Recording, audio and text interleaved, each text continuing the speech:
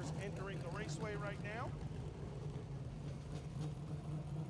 Qualifying will start promptly at 6 o'clock for the Eddie Partridge 256. Steve, what makes this race so much unique is what you see in front of you in the infield here at the Riverhead Raceway. The pit road, both on the front stretch and the back stretch, a unique way to run this third Whelen Modified Tour race in the 2023 season, 256 laps, and the ability to take tires with this pit road set up here tonight. And we got to experience it last year, and it was pretty successful, I would think. I think they did a great job. All the teams did a great job. The facility, the track management, everyone involved did a great job to pull this off, so much so that we're doing it again here with Jimmy Wilson's blessing, NASCAR's blessing, and a great job by John Elwood, his entire staff, to set this pit road up so you, the fans, can see what actually happens to you when they stop for tires. Added a tremendous amount of strategy into the race 1 year ago, and they are already talking about what they learned last year and what the strategy will be as they come into the race tonight. But first, the focus is qualifying here today, and we are in the middle of a very, very tight championship point battle. You laid it out a few moments ago, Steve. Ron Silk leading over Justin Bonsignor by just one marker. Ron Silk was the quickest car in practice earlier today. Timmy Salamito only running the races here at Riverhead Raceway, no stranger to this racetrack, and multiple wins in the Whelen Modified Tour, was second quick, and then Justin Bonsignor third quick overall. But the battle that we've seen between these two drivers, both Justin Bonsignor and Ron Silk here this season at Riverhead, has been outstanding, and they've been dueling at this track as much as they have throughout the entire Whelen Modified Tour schedule, and that's why this race here, I think, is really important when it comes to the championship chase, is that the championship in 2023, we said it at the start of the season, and it's proved to be true. I think it rolls right through here at Riverhead Raceway on Long Island. And I don't remember in all my years of being involved here at Riverhead Raceway and throughout the Modified Tour, I don't remember two competitors that were one position apart almost every single race.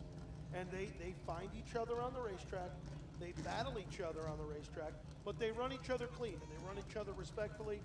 And just when you thought Justin Bonsignor was done because of Oswego, all of a sudden, Ronnie Silk has a problem at Monadnock, and here we are, 1 point difference. If you're new to the NASCAR Whelen Modified Tour, these race cars started their series in Florida in the month of February at the New Smyrna Speedway. Ronnie Silk, driver of the number 16 car, the Silver Machine, is the car that we're talking about as championship point leader. He won the opening race. Justin Bonsignor in the black and green white number 51 was right there with him. Those two drivers, former champions of the series. Silk won his over a decade ago. He's been a veteran of the series, and Justin Bonsignor, local to Riverhead Raceway, got his start racing here at this track, now a three-time NASCAR Whelen Modified Tour champion, and those two are battling. The other driver that's in the middle of that mix, though, is also the 64 car of Austin Beers, as he has put his name at the top of the heap, and he's had quite a run the last couple of races as well. He's got 3 runner-up finishes coming into today's event in that 64 car. He led laps here in the June race. That was a 200-lap event in honor of Mike Iwanisco here at the Riverhead Raceway. And Austin Beers has had a very solid season as well. So there's a couple of drivers that come into focus tonight. But what makes tonight interesting is the drivers that come in and run part-time schedules that could have a really big impact on this race today. One of them being Eric Goodale, former winner at this racetrack, and Timmy Salamito, as we mentioned earlier. He was second in practice earlier in the day today. First car is on track to take qualifying. It'll be 2 laps of qualifying for these Whelen Modified Tour cars. The slowest car in practice will go out first, and the fastest car in practice will go out last. Gary McDonald had transmission issues with his race car, and that's why in easing the car around the racetrack, shifter wasn't quite in the right position. The transmission was locking up, and they had to replace that. They went back to their shop back home. Fortunately, lives nearby, the race shop nearby, got that car repaired, and we got a lap of 26 here at the top.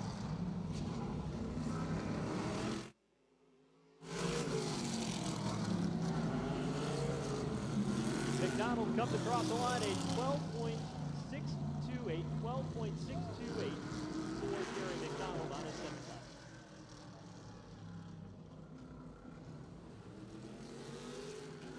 Next car to hit the raceway in the Pine Knoll Auto Sales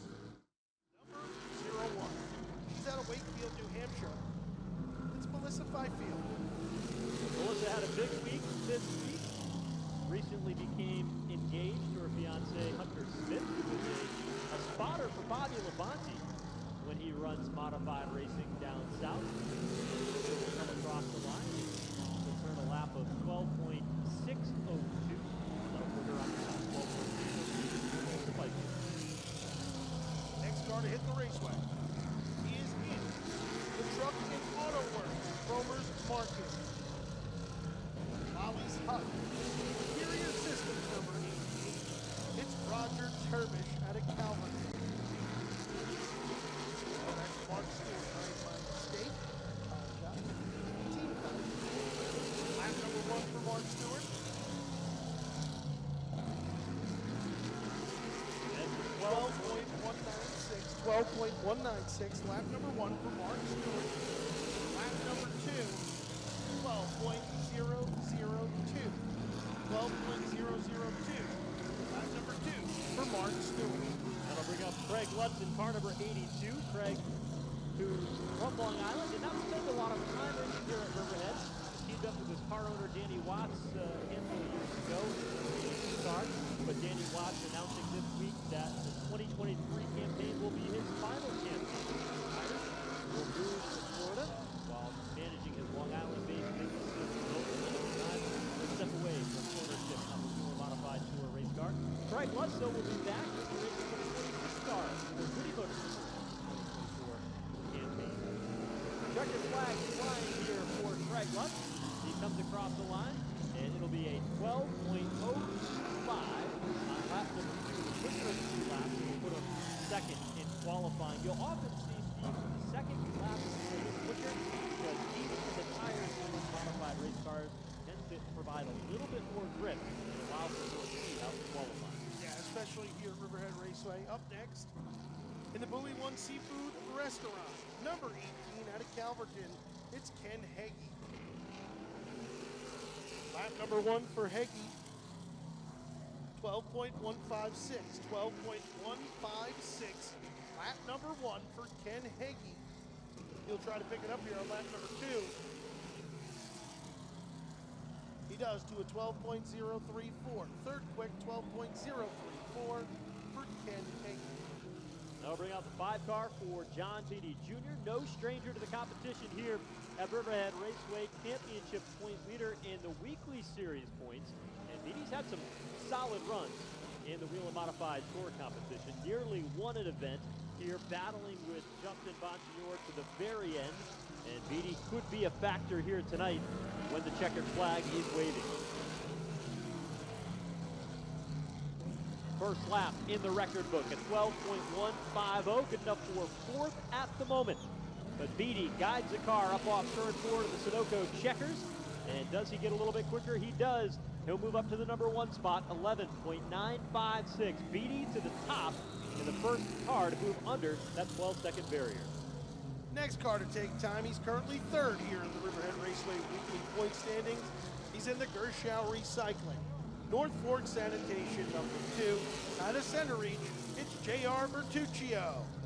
This racetrack different than how it was when we raced in May and June. First of all, at the end of summer, and has been raced on all summer, so that certainly impacts the way the track is laid out. You can see the dark rubber in the entrance of the turn, through turns 1 and 2 and 3 and 4. They laid traction compound down on the surface on Thursday morning, and that will certainly be a different factor that these teams and crew chiefs will have to adjust for. Bertuccio, a 12.035. 12.035, good enough for 5th quick for J.R. Bertuccio. Here comes Roger Turbush in the number 88 from Calverton, New York. Scored a top 5 in the Whelen Modified event in the 2021 season for Turbush. And he was very optimistic about his chances. He said, you know, I really like the long run style races, and that's exactly what we have tonight. This race tonight, 56 laps longer than the 2 prior races this year, and only the second time we'll do that distance here under the Whelen Modified Tour ban. 6th on the opening lap for Roger Turbush. Lap 2, he'll move into 2nd at 11.988. Full car 88. Next car to hit the raceway, he got his start here in the go-kart division. He's in the MTT Munz Auto. Number 22 out of Ashore, it's Kyle Bonsignor. Here's a team and a driver that is on a roll at the moment. 3 consecutive top 5 finishes coming into today's race, and he led laps here last year in this race. He goes to the top on 1 lap, 11.952.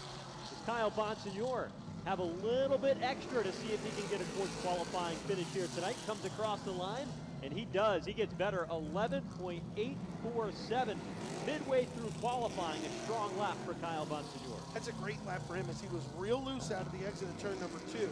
But was able to negotiate 3 and 4 and get a great lap there. He's to the top of the board in car number 22. Up next, he's in the Peter Clark Motorsports RW Truck and Equipment, number 96, out of East Islip.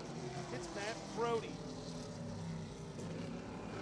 Brody, a rookie campaigner for this event.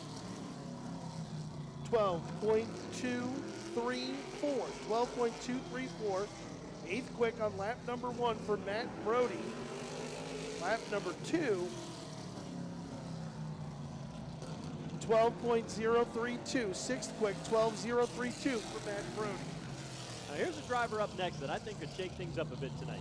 The 58 of Eric Goodale has been out of the race car for a month, but finished 5th here in May, 11th in June, and picked up his first career victory here 10 years ago. Very efficient at this racetrack, certainly his home track. His son races here. So it's a family affair for the Goodales, and he's looking to get back behind the wheel and cares nothing more than to get a victory. 2nd place tonight means nothing for Eric Goodale, as he's not running for the overall championship, but certainly a factor when we roll to Riverhead. He's 9th quick on his first lap, 2nd quick on his 2nd and final lap, 11.899, so Eric Goodale slots in just behind Kyle Bonsignor at the top. Next car on the raceway. He's in the A&R Materials, John's Fuel Oil, Rapid Recovery, number 34 out of Holtzville. It's J.B. Fortin. J.B. Fortin returning to the competition here this week after serving out a suspension.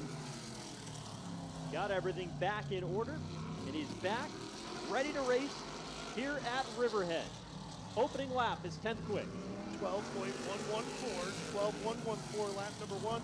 Lap number 2, he'll jump to 4th at 11.984. 11.984 for J.B. Fortin. The times will get quicker. Jake Johnson will be the next car on track. He was 6th fast in our practice earlier today. We have one and only practice session for Jake Johnson, and he's run a majority of the races this year and came home with a top 10 finish during the May event. Johnson driving the old blue Bowler Racing Modified. These race cars are unique because they built these cars in-house. They are not store-bought like many of the other cars are. The chassis and components that they put into this race car are built by the team, the family at their race shop. Johnson 3rd on lap 1. Can he challenge Kyle Bonsignor for the pole? And he does. Jake Johnson goes to the top. 11.834 for Jake Johnson. And he now leads the way, seeing if he can snag another pole position on his 2nd year in the Whelen Modified Tour. Here's Tyler Ripkema from Owego, New York. The Musco Lighting entry, car number 32. A driver who really is used to driving larger racetracks up in western New York, tracks like Oswego and Lancaster, and tends to run well, but he has started to figure out this track here. Top 5 in practice earlier today. Car number 32 running 6th in the championship points for Tyler Ripkema. He grabbed the top 5 here earlier in the season. He'll be 3rd with an 11.878 for Tyler Ripkema. Nice job there by Ripkema. Here's the guy making all the noise. He is in the Dell Electric, Lemire Electric, Andrew James Interior. Number 64, out of Northampton, Pennsylvania, it's Austin Beers. He's been a very good qualifier this season, is Austin Beers. He won the pole, the Mayhew Tools Dominator Pole Award at this event in June, led laps at that race, but struggled on restarts, and it cost him several positions, and he faded from being a factor. But Austin Beers, gets a little sideways up off turn 4. He goes to the top, 11.817 for Austin Beers, and he now sets the new standard, but here comes Justin Bonsignor. This driver currently holds the track record here at Riverhead Raceway in 11.431. He is in the Phoenix Communication. Number 51 is currently second in the NASCAR Whelen Modified Tour points. It's Justin Bonsignor. Justin Bonsignor, a 10-time winner here at Riverhead Raceway. He goes to the top, 11.734 on his opening lap. 39 career wins. This is his home track. This is where he met his car owner, Ken Massa, and then made it 3 championships. And he is now number 1, 11.561, and by a wide margin, nearly 0.2 of a second better than second place Austin Beers. Great lap for Justin Bonsignor.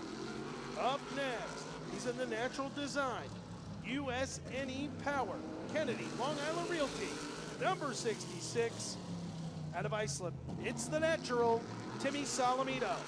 Timmy Solomito, 3-time winner at Riverhead. Won it in 2016 and twice in 2017. And Solomito, 2nd overall in practice today. Can he challenge Justin Bonsignor, who laid down a very quick lap in that qualifying effort just a few moments ago? Checkered flag out for Timmy Solomito, and he is 6th with an 11.888, and that will leave one, the championship point leader, Ronnie Silk. Ronnie Silk, the Blue Mountain Machine, and Future Homes, number 16, out of Norwalk, Connecticut. Silk, your point leader, coming into tonight's competition by 1 point. Green flag is in the air. Silk finally getting over the hump here at Riverhead Raceway to get a win, his first win after 20-plus starts. Let's see what he can do here in time. Lap number 1, second quick, an 11.779. 11.779. Good lap for Ronnie Silk. Lap number 2, can he get Bonsignor? He does not. An 11.752 for Ronnie Silk. The pole award, the Ted Christopher pole award here tonight, will go to Justin Bonsignor with an 11.561. Unbelievable run by Justin Bonsignor to lay down a lap nearly 0.2 of a second faster than anybody else who went out to qualify for tonight's Eddie Partridge 256. So Justin Bonsignor wins the Mayhew Tool Dominator Pole Award. Will also be supplemented by a very special Ted Christopher Pole Award. So Justin Bonsignor will start first. He'll line up alongside Ron Silk, the 2 championship favorites. Austin Beers, who's in the championship hunt as well, will start 3rd. Jake Johnson 4th. Kyle Bonsignor qualified 5th. Your 6th starter will be Tyler Ripkema alongside Timmy Solomito and Eric Goodale. John Beatty Jr. 9th. J.B. Fortin in his return qualified 10th. Roger Turbush and Mark Stewart, the 2 teammates, will start on rows 6th, 11th, and 12th. Craig Lutz, 13th. Matt Brody will start 14th. Ken Hagee will be 15th. J.R. Bertuccio, 16th. And then 17th will be Melissa Fifield, and Gary McDonald will be your starting lineup for tonight's Eddie Partridge 256 here at Riverhead Raceway. We're going to take a moment and do a very special pole presentation down here on the start-finish line at the Riverhead Raceway. It was September 16th, 2017. The NASCAR Whelen Modified Tour was here at this racetrack.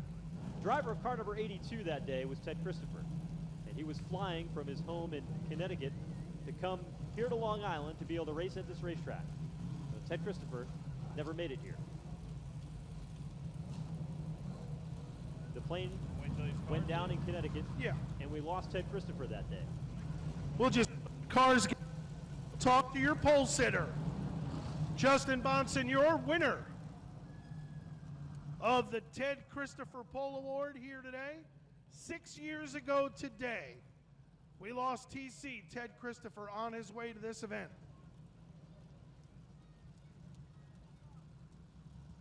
As soon as everyone pulls away, we'll get a quick word with Justin. Hopefully Judy making her way out here. I think I see her in the golf cart.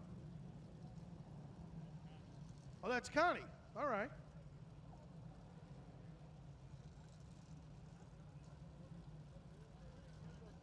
All right, we're good. Okay, Justin Bonsignor, I know this is your favorite place. It's a big night for you. If you can win here tonight, you'll go to 40 wins, and you'll tie Mike Ewaninsko with 11 career victories here at Riverhead Raceway. I know it's a big deal to you. Great job on the pole here today. Yeah, it's step one. Obviously, if you can get started on the pole and pick and choose the lanes you want on the starts here tonight and kind of control the pace of the race, that would be ideal. So, we were able to check that box. The top is pretty dominant right now. Hopefully that'll change during the race and kind of move around. But I just want to thank all the fans for coming out tonight. I want to thank Connie and Tom Gatz and John Elwood for putting this pit stop deal back together for us. I think the fans enjoyed it last year. I know we enjoyed it as drivers. So we just gotta execute well again tonight. We're in a hell of a battle right now with Ronnie and their team, and if we could just keep clicking off runs like we're doing lately, we'll be in good shape. So just got to be smart and have a good pit stop. Just did a little practice on my pit box coming in after my run there to make sure I could get it in out of it. So we're excited for this event, and hopefully we put on a good show for the fans. All right, folks, Justin Bonsignor, your pole winner here tonight. Give him a big round of applause. Big night for Bonsignor. Let's go back upstairs. All right, so Justin Bonsignor earning the pole position here tonight as he continues his pursuit to try to figure out whether or not he can capture a little bit of glory tonight here at Riverhead Raceway. Hi, Mike Ewaninsko, for that 11th victory and continue a march toward the 2023 NASCAR Whelen Modified Tour Championship. So much on the line here tonight. We are thankful that you decided to come out and enjoy a beautiful September evening here in Riverhead. It's going to be a great card of racing action, just getting set and staged down trackside here for pre-race ceremonies momentarily, and we'll continue on with this evening's program and a very special evening in tribute to Eddie Partridge, who was such a huge influence here in Long Island, and in particular here at the Riverhead Raceway, making sure that short track racing would stay alive and well here at this quarter-mile facility.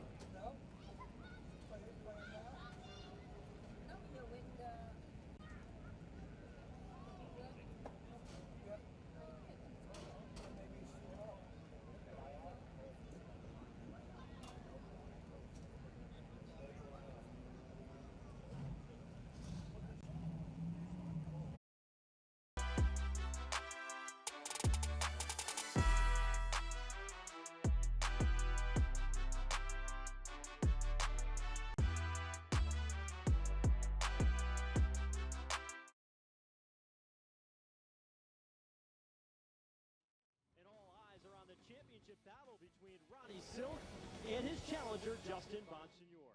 During race number 1 at Riverhead, Justin Bonsignor came out victorious. But a month later, in the month of June, Ronnie Silk returned the favor, and he scored the win here at Riverhead. But in the last couple of weeks, trouble has found the championship contenders. At Oswego Speedway, Justin Bonsignor crashed into turn number 1, ended up breaking his thumb and damaging his championship hopes. But Ronnie Silk, he had troubles last time out. On the opening lap, he was collected in this incident, evening the score once again. They come into Riverhead 1 point apart as the championship battle heats up heading into the Eddie Partridge 256, and it's next.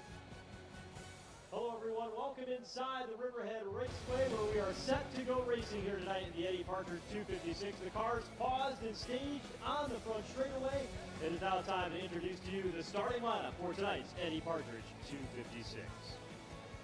He will roll off in the 18th position from Ronkonkoma, New York. Here this evening, the 26th car is Gary McDonald. Starting 17th on the grid this evening from Wakefield, New Hampshire, the 01 car for Melissa Fifield. Rolling off the grid in the 16th position from Center Reach, New York, the Gershaw Recycling number 2, J.R. Bertuccio. He drives car number 18, the Bowie One Seafood and Restaurant Modified. Starting 15th from Calverton, Ken Hagee. Starting 14th is a rookie driver, the Peter Clark Motorsports number 96 from East Islip, New York, Matt Brody. Rolling off the grid in 13th, the Dandy Cesspool Services number 82 from Miller Place, New York, a 4-time series winner, Craig Lutz.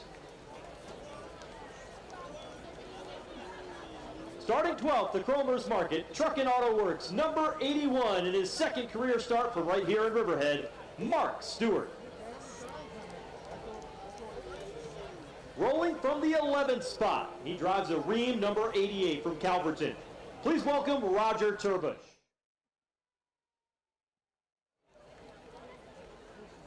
Now in the top 10, making his return to the Whelen Modified Tour, the A&R Materials John Fuel Rapid Recovery 34 from Holtzville, New York, J.B. Fortin. He leads a local Modified Division Series standings here at Riverhead, starting 9th from Merrick, New York. Car number 5, the MSM Elite Motorsports Incorporated machine for John Beatty Jr. Starting 8th is a driver that hopes to play spoiler tonight. The GAF Roofing number 58 from Riverhead, the 2014 event winner, Eric Goodale.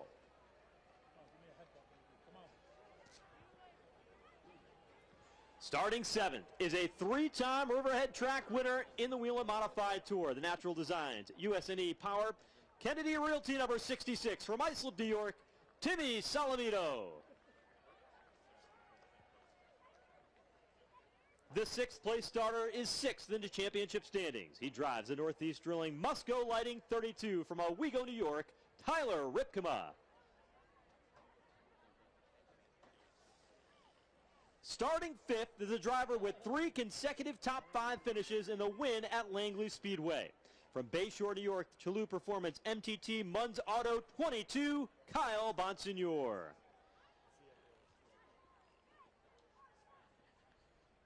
Starting 4th, the Propane Plus Lynn's Propane Trucks number 3 from Rehoboth, Mass, Jake Johnson.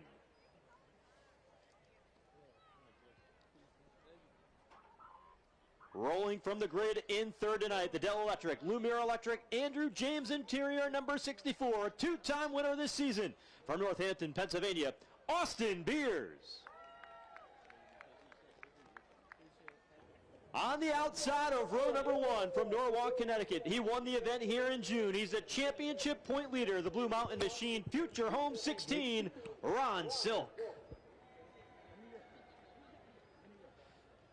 And on the Mayhew Tool pole, the Phoenix Communications number 51 from Holtzville, New York. He is a 10-time Riverhead Raceway winner, Justin Bonsignor.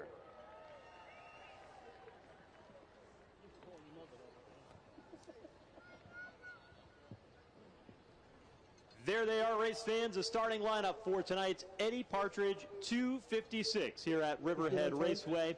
This race certainly has a tremendous amount of intrigue. Before you on the pit lane in the infield of this racetrack, a temporary pit road set up for the track here at Riverhead tonight. They'll have an opportunity to change tires, the 2nd year in a row that they'll be doing that here tonight. 256 laps, 2 tires to change on pit road.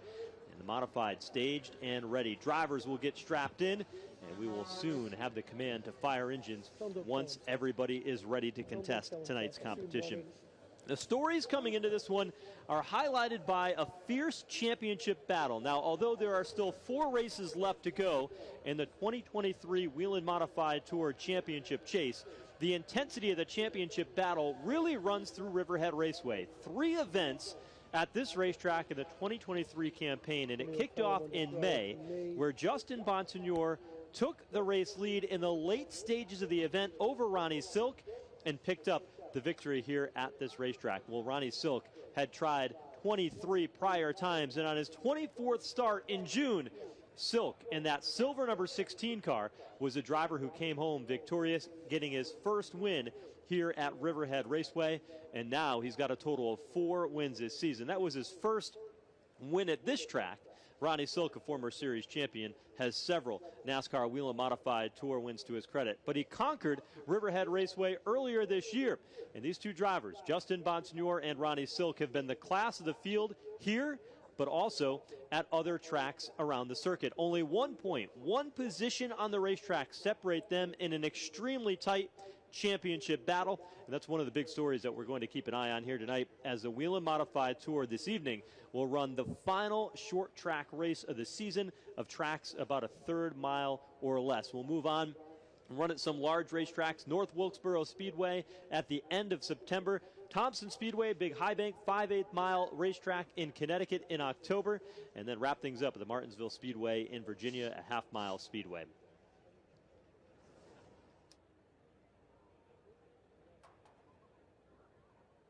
on, Joe. Go. We ask at this time that you all please rise and remove your headwear. As Naomi Piero performs God Bless America. God bless America, land that I love. Stand beside her and guide her through the night with light from above. From the mountains to the prairies, to the oceans, white with foam. God bless America, my home sweet home. God bless America, my home sweet home.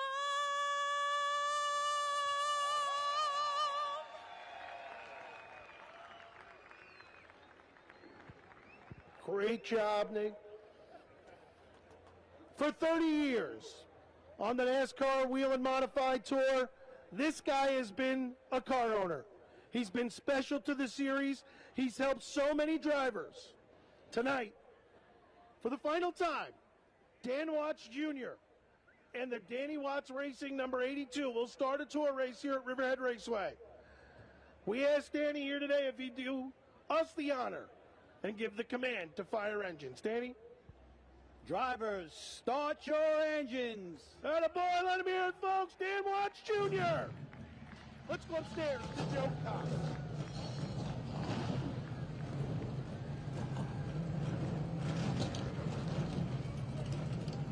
Oh, the NASCAR Whelen Modified Tour thunders to life here at the Riverhead Raceway with 256 laps on tap for what is bound to be an intense race that has strategy in play, that has competition at the forefront, and this race here is going to have just about every factor that it's going to take to be able to be successful and to be mistake-free, which is what it's going to take to get a victory here tonight at Riverhead Raceway. The Eddie Partridge 256, the longest of the three races that they will run here at this racetrack, and it was looked at to be 250 laps, and then they looked up at the number 6 car, which sits atop the flag stand or up atop a stand here in turns 3 and 4 at Riverhead Raceway to honor the late Eddie Partridge, who owned this facility from 2015 on, was a championship car owner for both Ron Silk and Ryan Preece in the Whelen Modified Tour, and was so influential at keeping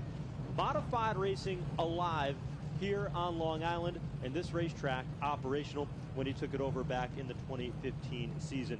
This race, in honor of Eddie Partridge, the second annual running of the Eddie Partridge 256, and no better way to make it more exciting than to add the intrigue of pit stops on this racetrack in the middle of all the action. Eddie, always in our hearts here at Riverhead. The field today will be paced by a Peterbilt tractor, which of course Eddie was very fond of, and his career and his hauling company that he made so famous throughout the modified history here at Riverhead and throughout the Northeast as a championship winning car owner on the series. The stage is set, 256 laps. The intensity will ratchet up. This racetrack is very, very tight, and things happen extremely quickly. They qualified sub 12-second laps, and Justin Bonsignor was on fire earlier today. 0.2 of a second faster than the second place qualifier, Ronnie Silk. Third place, Austin Beers. He's in the middle of the championship hunt as well, as he sits third in the overall standings, and he will be part of the mix here today, no doubt, after the event he had here in June, leading laps early on. Field begins to roll off the front straightaway here at Riverhead as we get to assemble here into turns 1 and 2, and the field being paced by that tractor in honor of Eddie Partridge here in this 256 lap event tonight. Partridge and Tom Gatz purchasing Riverhead Raceway in the 2015 season and absolutely turning things around. just the way Eddie would do things. Everything, top notch, everything perfect, and a ton of work, dedication. The people that Eddie Partridge has helped along the way, the drivers, the Ronnie Silks, the Jimmy Blewitts. Bo Gunning drove for Eddie Partridge. Tommy Cravino drove for Eddie Partridge.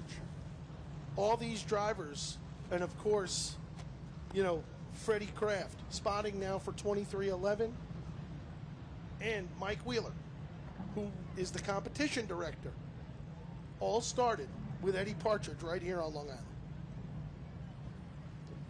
As the field begins to roll, let's take a look at the starting lineup for tonight's Eddie Partridge 256. On the pole position, 10-time Riverhead Raceway winner Justin Bonsignor will line up alongside the June winner and championship point leader Ron Silk. Row number 2, Austin Beers, 2-time winner this season alongside Jake Johnson. Kyle Bonsignor starts 5th. He's a Langley winner, has 3 consecutive top 5s coming in. Eric Goodale is back. He won here back in 2015. It was his first career victory, and J.B. Fortin rounding out the top 10. Rookie contender Mark Stewart, he'll start 12th, his second career Whelen Modified Tour start. And Craig Lutz, his car owner Danny Watts, he'll start 13th. He gave the command to Fire Engines just a few moments ago. Ken Hagee, J.R. Bertuccio 15th and 16th, and Melissa Fifield, Gary McDonald rounding out the 18-car starting lineup for tonight's Eddie Partridge 256. Race analysis for tonight, 256 laps, 64 miles, 68 degrees under clear skies here in Riverhead, Long Island, New York. Pit road speed tonight will be 25 miles per hour, and the teams will have 2 tires on pit road that they can change throughout the event. So strategy will certainly come into factor today. You're going to have the mix of conservation to be able to make 256 laps and make those tires go the whole way, but you're also going to need to be strategic and have a very fast pit crew down on pit road that does not make mistakes, because boy, with a tight racetrack and a short pit road, if you miss the pit stop, that could be the end of your chances of going to victory lane here tonight. And the thing here is the leaders will start lapping quickly. They string out and they start lapping cars very quickly. So you don't want to beat your stuff up if you're in the back of the pack, but you got to go because the leaders are coming. They have to clear racetrack and they're coming to you. It's a huge, as Joe said, it's a huge strategy game of what they're going to do. We have Raymond Rao on pit road with us here tonight. We'll get some insight from him as the race wears on. We got 2 more pace laps here and we're going to get going. Field rolls through turn number 2. Justin Bonsignor, Ron Silk. They have both won a race here already at Riverhead Raceway this season, and now they will go toe-to-toe and an opportunity to come out on top here tonight. As they roll back across through turns 3 and 4, Bonsignor will have the bottom lane of the racetrack. They'll show them 2 laps to go as they come through this time once again. If you look down onto the racetrack into the turns, that you can see a little bit darker color asphalt in the outside lane of the racetrack. They put traction compound down on the surface Thursday morning, laid a little bit down on the exits of the turns and on the bottom lane of the racetrack. And so there's a little bit of a different flavor for this race, not only in the length in the pit stop, but also in how the track is prepared. Field rolls off turn number 4, and they will get the 1 to go signal this time through. And Bonsignor is elected the top side of the raceway to start this event. As the pole sitter, he has that option. He said in his interview after winning the pole here today that the top of the raceway is very, very fast. Justin Bonsignor, the pole winner, electing the outside lane to work in that traction compound. About ready to get underway here in the Eddie Partridge 256 for the NASCAR Whelen Modified Tour. Field rolls off turn number 4. Green flag is out, and Justin Bonsignor jumps to the early lead, gets around Ron Silk in turn 2. Justin Bonsignor, car number 51, will lead lap number 1. Ron Silk, car number 16, with a good run to the inside, comes back to the second spot is Jake Johnson. Right there on his back bumper for 3rd. Here comes Kyle Bonsignor to the 4th spot, and Austin Beers runs 5th. Very different line for racing here at Riverhead. The outside line being preferred. Normally they run on the bottom white lane of the racetrack. You go back a few rows, you see Timmy Salavino, who's battling with the 32 car of Tyler Rickman. Salavino, a 3-time winner here at Riverhead Raceway, is only elected to run these races this season at his home track, as he's put a lot of focus into his design business, but every time that 66 shows up at the racetrack, he's always a factor here in the modifieds. And on a weekly basis, Timmy Solomino has been here 4 times and has won 3 feature events. So he's been very good here this year in car number 66. As has John Beatty in that number 5 machine. He's the championship point leader of the local division, the modified series that runs weekly here. They run tour-type modifieds at this track, so it's one of the tracks on the circuit that you have a lot of local drivers that have a tremendous amount of experience in the exact same race cars that they race here weekly. And they do use the exact modified tour rules here for Riverhead Raceway for those cars to run on a weekly basis. And the advantage of that is that those drivers have an idea of how the racetrack is going to change, but the 2 factors that they may not be as familiar with is a modified tour rubber and now the pit stops in this temporary pit road that's set up special for this event. Ron Silk with a lot of pressure to the rear bumper of Justin Bonsignor. They made contact out of turn number 2 a lap ago. Bonsignor doing a nice job to hold on to the 51 car. For Ronnie Silk right now, who had a tough start. He was sideways at the start of this event. He settled in and done a nice job. And that Phil Moran prepared, number 16, as he rides in the 2nd spot behind Justin Bonsignor. Justin Bonsignor's qualifying lap was 0.2 of a second faster than anybody else, including 2nd place Ronnie Silk. And he said, the outside worked very well for me, and I was the only driver who had a car that would turn. He worked that to his advantage and was able to grab the pole position. But that is a lightning fast statement-like pole-winning award when he earned the Mayhew Tool pole earlier. You look at Ronnie Silk, and what he's accomplished here at this racetrack is he challenges Justin Bonsignor to the inside lane. Silk has led over 3/4 of the laps run here at Riverhead Raceway this season. He's had an extremely fast race car, and he wants to lead more here tonight as he moves to the inside underneath Justin Bonsignor. And you can see the bottom groove not as good as the top groove just yet for Ron Silk. But he's showing that he can get that car to the inside, and if he had to, could get his way to the front of this field. One of the first drivers to try to move to the inside and take advantage of that short way around. The staff here at Riverhead Raceway did an excellent job at preparing this racetrack. Every single line around the facility, the walls, all freshly painted coming into this very special Eddie Partridge 256. The track in pristine condition, but Ronnie Silk wants to put a little rubber on that white line and see if he can derby that pure white line up in a challenge for the race lead over Justin Bonsignor. Silk is strong here early on in this event, as Kyle Bonsignor, car number 22, comes to the 2nd spot. Jake Johnson falls back in car number 3. So we watched the 2 leaders on screen. They worked around lap traffic. Melissa Fifield running the inside lane. Both of these drivers have had trouble in the last couple of races. 2 weeks ago at Oswego Speedway, Justin Bonsignor crashed into a lap car inside the top 5. He ended up breaking his thumb in the process. He was able to continue on and run at Monadnock.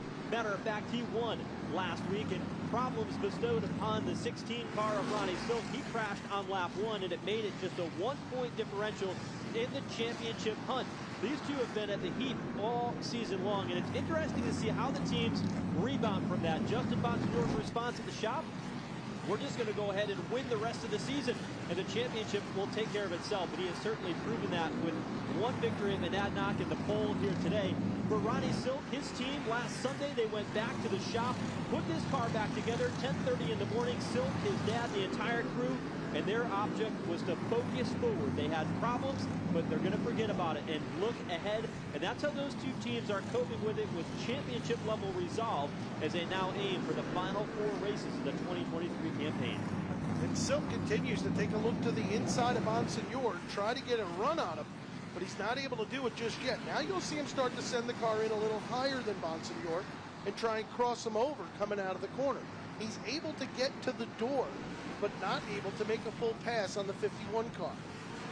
And back behind them in frame is the 22 car of Kyle Bonsignor, who's had a great couple of races, 3 consecutive top 5 finishes and led laps in this race a year ago. As a matter of fact, he led very late in the going before getting spun out of the top position as they battle just in front of him for the race lead. Silk again continuing to see if he can find a little bit of grit on the bottom lane of the racetrack, but it's not there off turn 4. And Bonsignor, Kyle Bonsignor that is, Austin Beers, Tyler Ripkema, as well as Eric Goodale, have caught your duo leading the way. The top 2, Justin Bonsignor and Ronnie Silk, starting to back up just a bit. Kyle Bonsignor, the helm Cam McDermott, the crew chief behind the scenes, has been making significant improvements to the race team. You can see their performance getting better and better as the season rolls on. That Bonsignor 22 car was a top 10 car at the beginning of the season. They sorted out some mechanical problems, and as I noted a few moments ago, has been inside the top 5 consistently the past couple of races. And the same can be said for Austin Beers. Beers comes into this race with 3 consecutive runner-up finishes. He's had a great month of August into September, and he's looking to see if he can keep his name in the championship hunt among those 2 leaders, Bonsignor and Silk.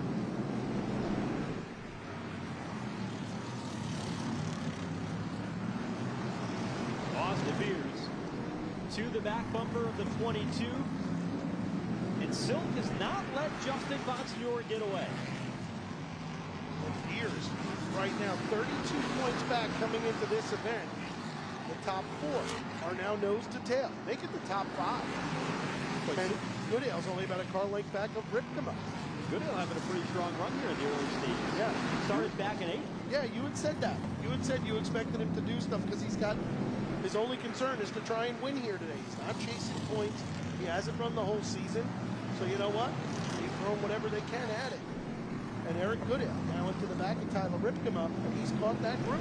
And 6th. Just at the top of your frame as they go into turn 1, the 58 of Eric Goodale, 2015-2014 winner. Here is Austin Beers, though, diving to the inside in turn 3. Runs dirt bars with Kyle Bonsignor. You saw Beers well under that white line with the left front tire when he darted down into turn 3, trying to see if he can make that bottom lane work. Yeah, they need to get more cars down there to get more rubber down there, see if we can get some grip on the bottom as Goodale now makes the attempt to the inside of Tyler Ripkema. Goodale works to the bottom already. The brake rotors on the right front of that 58 glowing bright red. His son now races here at the racetrack on a Saturday night. A regular competitor, plays basketball. Actually, that's about the one sport he doesn't play. Plays football, baseball, I meant to say. Involved in hockey and lacrosse and a little bit of racing as well. The Goodale family very busy. His wife Amanda welcomed in their 3rd baby boy recently, named Carter, and so Eric Goodale certainly has his hands full, but was looking forward to running at his home track here tonight.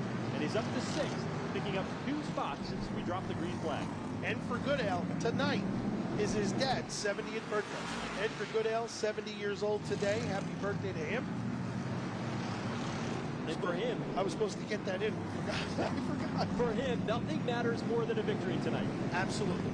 2nd place doesn't do anything for Eric Goodale. Not running for points, it's all about the win. But up front, these drivers are. And Justin Bonsignor is either conserving equipment, just pacing the field the way he needs to, or Ronnie Silk and Bonsignor Kyle are just a little bit faster because they have closed in and brought the rest of the top 4 with them. Yeah, from 3rd on back, they're running in the 11-7 second bracket, while Bonsignor and Silk are running in the 11-9s. Silk has not been afraid to use a chrome horn so far today, and that's kind of interesting early on in the race.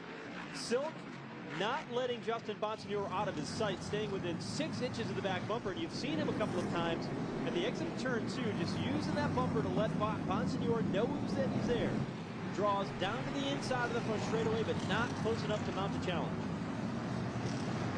Bonsignor with a good run that time by, pulled about a car length over Silk, but Silk, as he's done the majority of this event, will probably get right back to the 51 car. But Bonsignor with about a car length advantage now. Here comes Goodale to the inside of Ripkema again. Nearly putting all 4 of those tires beneath that white line at the bottom of the racetrack. Draws along even. The battle now for the 5th position. Eric Goodale to the inside. Tyler Ripkema, who rides 6th in Steery standings on the outside lane. Ripkema, who has not had a lot of experience running short tracks based on where he's from. In Western New York, they run larger speedways, but he has adapted nicely to this 3rd mile bull ring here in Long Island, a 1/4 mile bull ring on Long Island Riverhead Raceway, and has had good runs here this year. It's actually been very impressive because 2 years ago when he first came here, you thought he was going to knock the fence down. And he's adjusted and he's done an excellent job to adapt to this facility. And Tyler Ripkema continues to run 5th with a challenge from Eric Goodale. Eric Goodale working the bottom lane of the racetrack, trying to use that transition of the banking onto the flat to get his car to rotate. Ripkema sails it up a little bit high through turns 1 and 2, and now Goodale finally able to nose out ahead, but can't quite complete the pass. Now he does on the main straightaway to move inside the top 5. And if Goodale shows that you can start passing on the bottom here, watch for a lot of movement in the top 5. Good job by Eric Goodale to come to the fence spot. While they ran side by side, though, they were giving up a tremendous amount of time to the drivers that were running fourth. He wasn't that far behind Austin Beers a moment ago. Now he's 1.2 seconds behind Austin Beers, so we'll get a sense for how fast Eric Goodale is. We know how fast Justin Bonsignore is. What we don't know is how fast Ronnie Silk is, because he has not been able to find a way around Bonsignore and keeps working that bottom lane just about a half a car length lower through turns 1 and 2 than Justin Bonsignore the last time through. They start to hit some heavy lap traffic. Bonsignore and Silk. They go around the Lissified field. Gary McDonald.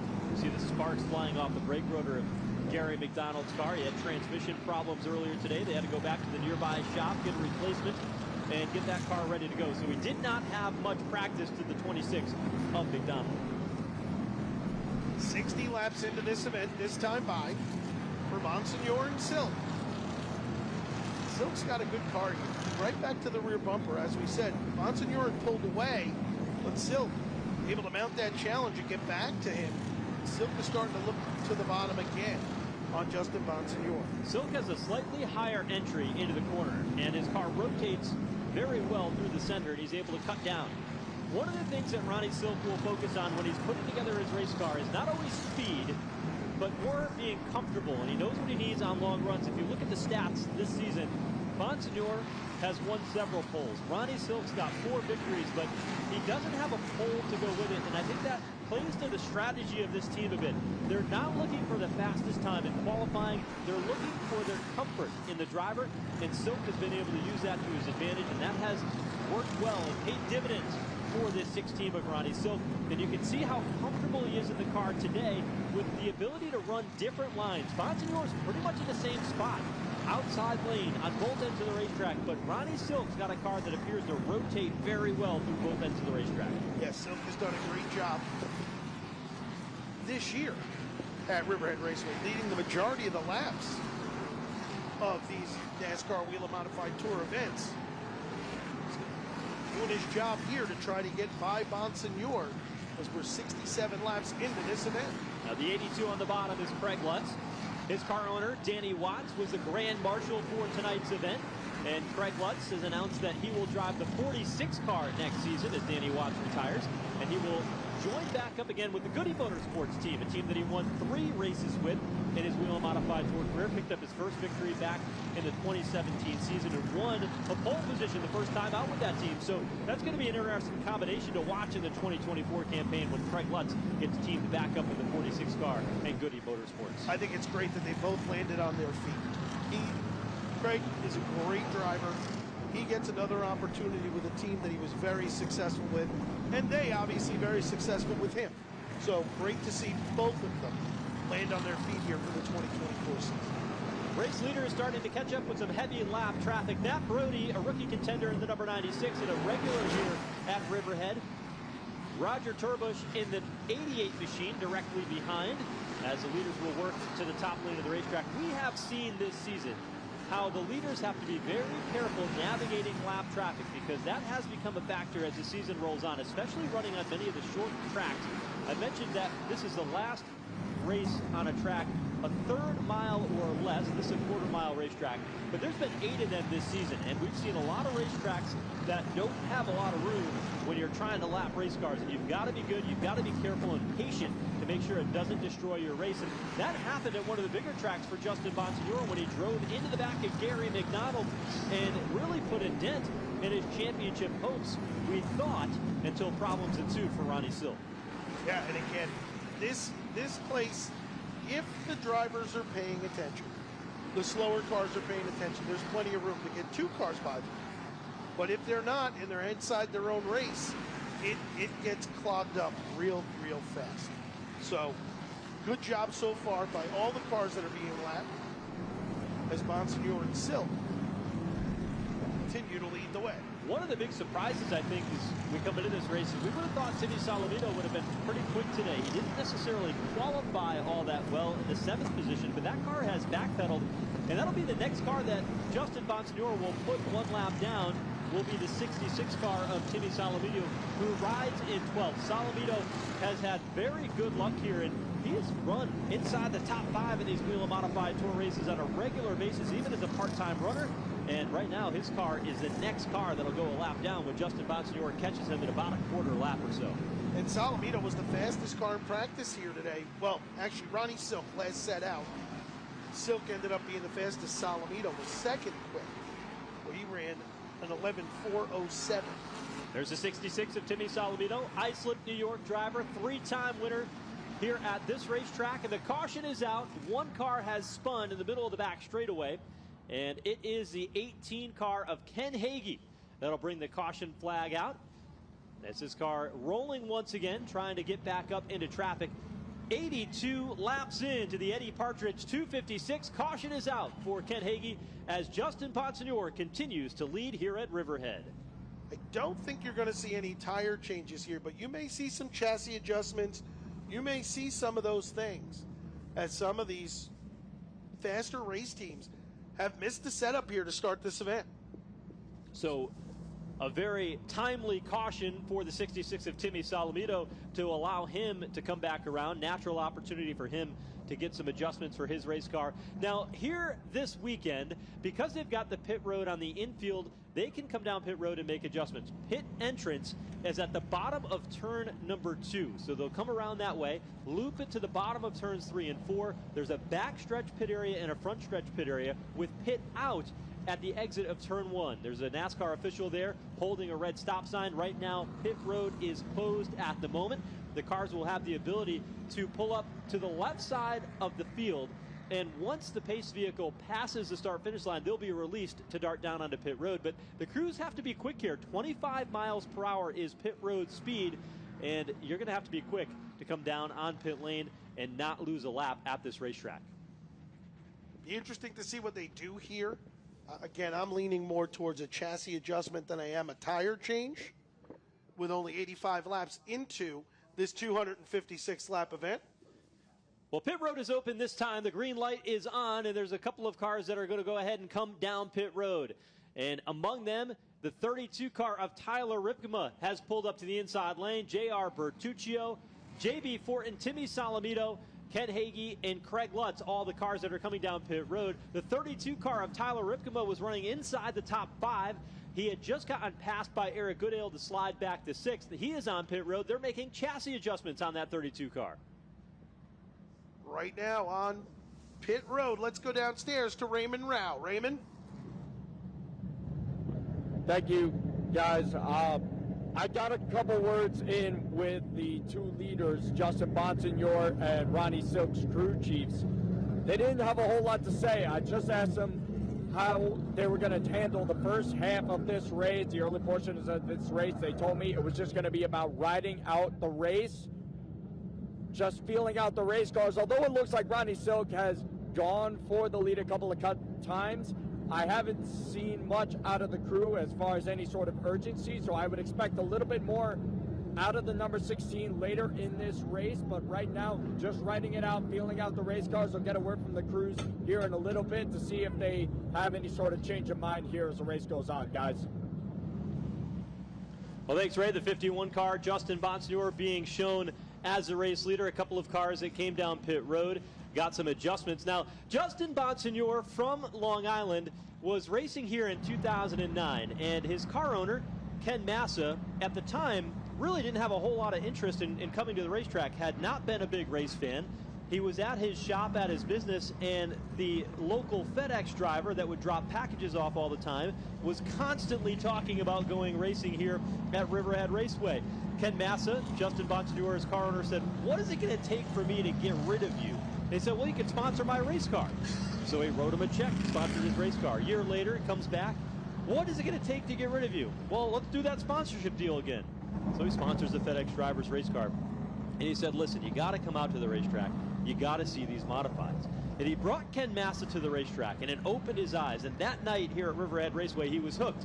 He did some research, he found a driver, and 6 weeks later, Ken Massa was a car owner. By the 2010 season, he was full-blown with Justin Bonsignore and this team, ready to take on the Whelen Modified Tour. And now in 2023, 39 wins later, 3 NASCAR Whelen Modified Tour championships, and eyeing an opportunity to win another one here this season, Ken Massa fully invested in modified racing, and he picked a driver some 13 years ago that started here at Riverhead Raceway that has led to one of the most historic runs in the history of modified racing. And that night, we were announcing over the PA that Justin was basically done.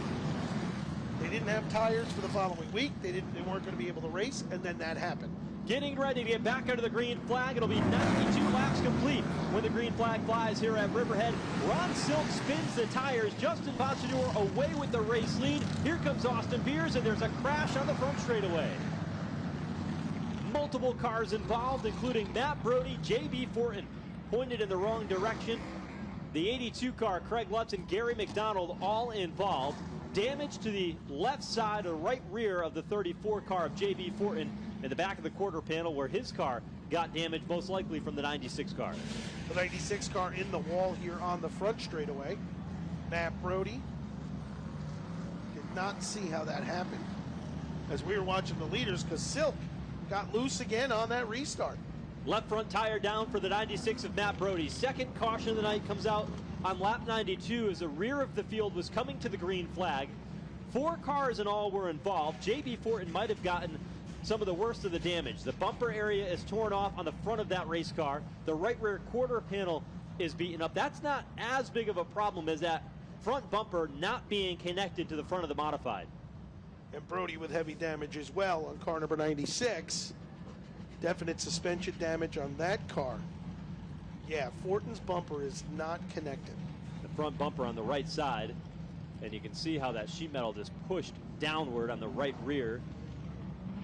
Right where the spoiler is, you can see the angle that that 34 car is being pushed at. Matt Brody taking the helmet off in his number 96, that left front tire down, both wheels pointed in opposite directions. And Brody, the rookie contender, not going to have the night that he hoped to have, as his car will have to be towed off the racetrack to continue on. Brody will get out of the race car. His dad, Howie Brody, 3-time champion here at Riverhead Raceway. And Matt himself running inside the top 10. In the 9th position in the local track standings here in modified competition, the weekly series here that runs. He's made his way to the safety vehicle. Pit road remains closed at the moment as they'll look to pull the 96 car off the racetrack. Cars being allowed to pull up to the bottom, among them J.B. Fortin, who did come down pit road under the last pit stop. The other car that's going to look to pit here is Timmy Solomito. He came down pit road under the first caution, so Solomito will come in to try to get some more adjustments on that 66 and get that car more to his liking. Didn't see what type of adjustment they made the first time through, but obviously it didn't go very far. So he probably wanted to make a little more of an adjustment. Now with this quick caution, he's able to get another shot at pit road in car number 66. A lot has changed since we raced here in June on the Whelen Modified Tour. You look at over the summer months, you run a race here in May. We ran that race in the daytime because it was a rain-out event from a Saturday night. We raced in May in the daytime, and then we came back in June, and that was a night race. Now we come back here. The weather here tonight has cooled off considerably here at Riverhead. The conditions well different, and that all changes the grip level in the racetrack and how these race car setups need to change as the season rolls on. And when you throw in the mix that you're setting up for a change tire race, where we've got tires on pit road, the crew chiefs and teams know they can be a little bit more aggressive, especially on that right rear tire. You can have a car that's a little bit looser and spinning that right rear tire to get it through the corner, and that will change the setup for this race versus the other races. Pit road is open. J.B. Fortin will come down along with Timmy Solomito, Ken Hagee, and Craig Lutz. We'll keep an eye on the 66 of Solomito, who's pitted on the front stretch side of pit road. They pull into pit road right now. Fortin into his stall, obviously going to try and fix that damage. Solomito in car number 66 pulls in. Again, they're going to make an adjustment to the right rear of that car. taking a little air pressure out of the left rear tire, trying to open that stagger up a little bit. Salamito likely dealing with a tight race car. They'll make sure that the wheels are pointed in the right direction. So left rear air pressure change, reducing some of the air pressure there, making a chassis adjustment on the spring to the right rear of the 66 for Salamito. And we'll see if those adjustments will get that car turning a little bit better for him. I can't see it being worse. He's having a rough time. Where he started out the start of the race, he was right there in the top 6, top 7, and then just had his issues and started falling back. As you see, J.B. Fortin's number 34. Again, I don't think they'll let him out there with a bumper like that. No, they don't, and I don't know if they've got another one down on the pit stall. I thought I saw J.B. Fortin, his dad, John Fortin, give the cut it off signal, because that bumper there has to be attached. They will not allow you to go out on track with it only attached on the left side, and you can see how loose it is. Might even be separated on the left side as well, in addition to the right. So a tough break for J.B. Fortin, making his return to the Whelen Modified Tour tonight. But his car sits on pit road as the field comes across the start-finish line and is giving the 1-to-go signal to get back under the green flag. Let's keep an eye on Ronnie Silk here. On these restarts, Silk has been getting sideways and spinning the tires on exit, and it's allowed Austin Beers to get to the outside of him and try to come to the second spot. Getting back under the green flag, Justin Bonsignor, the race leader, to the outside lane. Green flag flies, but the caution lights came on quickly, and that allows Ron Silk to dart down to the inside lane. Silk goes to the race lead to the bottom of turns 1 and 2. Justin Bonsignor now back to second, and he's putting the bumper back to Ronnie Silk. Caution lights came on quickly, but were shut off immediately. Right now, Ron Silk, no problems. The 5 car, John Beatty Jr. and Jake Johnson make contact as Beatty is on the bottom, trying to come to the front in car number 5. Works to the inside of the 58 of Eric Goodale. This is the battle for the 6th position. John Beatty Jr. to the bottom, leading the standings in the weekly modified races here at Riverhead Raceway, trying to eye a championship. Works the inside lane underneath Eric Goodale. Right behind them, the 3 of Jake Johnson. And Beatty, the second car here tonight, to make a pass to the bottom, up towards the front, as Goodale had done it earlier. And now Goodale is the driver that's stuck to the high groove. Beatty trying to clear and makes the pass. Now moves inside the top 5, and he is starting to go on the attack. Behind them, here's the 81 of Mark Stewart. Stewart's having a decent run in the 9th position in his 2nd career Whelen Modified Tour start as he pulls to the bottom of Jake Johnson. Mark Stewart's only got about 7 or 8 races under his belt here at Riverhead Raceway. In car number 81, his uncle, Chris Turbish, normally drove that race car, and Turbish said he just wasn't having fun. So he's the crew chief now on the car, and he put the kid in it. The kid has done a great job thus far. He crews both cars, that 81 as well as the 88 for Roger Turbush. 2 cars back behind Stewart. Running 9th and 11th, both on the lead lap at the moment. There's Jake Johnson in the 3 car, and Tyler Ripkema, the 32, is starting to make his way back up after that pit stop. Let's keep an eye on John Beatty in that 5 car, because since he got by Eric Goodale, he hasn't quite been able to close into the back bumper of the 22 of Kyle Bonsignor. And that's been his story most of the year here at Riverhead Raceway. He's had a good car. He's never had a great car. And he's come to the top 5, top 3, just can't finish the deal. He hasn't won yet this year. Yet he's your point there. Jake Johnson went to the bottom in turn 3 that last time through, but his car stepped out sideways off turn 4, was not able to get around Eric Goodale. But I saw Eric Goodale down in turn 1 after he made that move, drive the bottom lane to try to protect the inside. The bottom starting to come in a little bit more here as more drivers test the waters on the inside lane. Right now, your race leader, Ron Silk, about 2 car lengths over Justin Bonsignor, and Austin Beers sits 3rd. Back to the same thing. These 3, the last 8 to 10 races, these 3 cars have all raced together.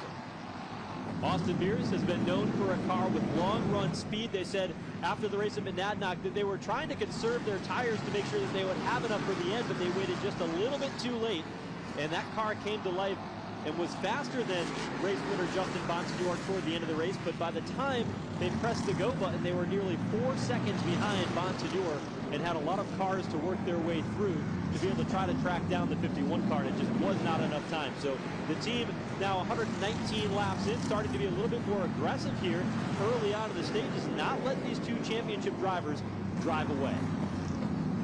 Excellent job by Ron Silk on that previous restart to come to the lead by Justin Bonsignor, and he's stretching it out. Now, is Bonsignor just conserving his car right now? You can see Ronnie Silk is not getting that far away. Bonsignor may just be riding around here to stay where he needs to stay and not beat that car up, and he can pit, put tires on later in the event. Not even to the halfway point yet. Still a handful of laps away from lap 123 as they come across the line this time through. Halfway tonight, 128. Your leaders are still running 12 O's, 123 laps into this event. And earlier in the race, they were down to the 11.8s. So they have backed the pace off ever so slightly, and that's allowed Austin Beers to close in on the 51 of Justin Bonsignor as they ride second and third. And as you noted earlier, Beers looks like he may have the strongest car out of the three right now, as he just seems more stable than the 16 and the 51. This racetrack, I think, was a coming of age, so to speak, for Austin Beers. He was inside the top 5, only 300 feet from the checkered flag in the May race, and he spun by overdriving the race car. And he said after that, you know what, I understand where my limits are. I could have settled in, taken that top 5 finish, but I just wanted a little bit more. I learned from that, and he adapted. We came back in June. He had a great race car, won the pole, led several laps early in the race, but he got stuck to the outside on a restart, and he struggled there. He did not have the speed, and every time there was a restart, he'd lose 1, 2, 3 positions, and he continued to backpedal. From that point forward, he said, I've got to be more aggressive on restarts. He corrected those two things, being patient, taking the car you have with the checkered flag, and getting better and more efficient on the restarts, and that's what's kept Austin Beers in this championship battle. But the worst thing for Austin Beers is he's had great runs the last 3 weeks. Justin Bonsignor and Ronnie Silk have both had problems, but he hasn't gained any points on them, even though he's finished second 3 weeks in a row. That's how difficult and how good Silk and Bonsignor have been this season. That was their 2 bad races, 1 each, back to back. And you would think he was going to gain in the points, but because one of them still had a good race, he's not going to gain. He definitely closed the gap, but you know, Austin Beers has been very, very impressive. His father used to come here and loved to run this racetrack. Eric Beers' dad was very, very good here. He got his start at a short track in Mahoning Valley. So he gets it, like you said. He's done his homework, he's studied it. Austin Beers has done a great job in 2023. And we've highlighted a lot how he's a younger driver, the young gun coming into this battle. But that doesn't mean he hasn't been in championship battles. He has raced local tracks at a high level. He's raced touring modified series and has won championships there over the likes of Matt Hirschman. He's been in this battle before. He's got the mental chops to be able to do it. Can he keep pace? A little bit deeper in the field, a great side-by-side battle. This is for the 9th spot. Tyler Ripkema on the outside lane in the 32. Roger Turbush on the bottom lane in the 88. He's a driver, Turbush, that said, I like the long-run races. And we saw him backpedaling early on in the race, but he came down pit road, made some adjustments, and that car is starting to come back to life. And what you'll find with Roger Turbush, he's not a masher. He doesn't mash the gas pedal. So he takes really good care of that right rear tire. And Roger Turbush, as he told you earlier, just likes these long runs where he can get into, you know, consistency lap after lap after lap. And he just hits his marks and he goes. And here's Timmy Salamito with a good move to the inside of Ripkema, trying to come to the 10th spot. J.R. Bertuccio on the bottom with him, but here come the leaders. That's as far forward as Timmy Salamito has been, with the exception of the green flag tonight, because he backpedaled right away, fell back to the 13th spot, was threatened to be a lap down before a timely caution came out for him, and now he's starting to carve his way forward to move in to the 10th position and back inside the top 10, and he's closing back into the back bumper of the 88 of Roger Turbush. And here's Silk and Bonsignor lapping. Problems between the 88 and the 66 as they made contact. A little dicey here because here is Tyler Ripkema to the bottom. Ron Silk has to go around the outside lane. This is the 11th place car they're looking to put a lap down. They've got two wide battles ahead of them as Salamito, racing to stay on the lead lap, goes underneath Roger Turbush. They were 2 by 2 for a moment. Now they're back to single file. There's the battle between Salamito and Turbush, and here come the race leaders, the 16 of Silk to the top side. 144 laps down. Ron Silk is lapped into the top 10. Whatever they did to that 66 car of Timmy Salamito, his car cuts in the middle far better than it did earlier. He has passed several cars over the past couple of laps on the bottom, but Silk now draws to the outside lane, and for Salamito, he wants to be able to stay on the lead lap here for sure and keep his race alive, but he goes a lap down here, 146 laps into the Eddie Partridge 256. Salamito has fought to stay on the lead lap here tonight, but right now, Ron Silk and Justin Bonsignor have taken that away from him. Eric Goodale is going to run Ron Silk hard here, but Silk goes by in the outside lane. You can see how those brakes sparking as they continue to give up a little bit more every single run. Glowing bright red on the right front of all these modifieds. When you go an extra 56 laps, especially under the green flags that we had here today, it is certainly going to test the brakes. But last time through, that 64 car, I did not see the brakes glowing as red as I did for the 16 of Silk and the 51 of Bonsignor. And they're running hard.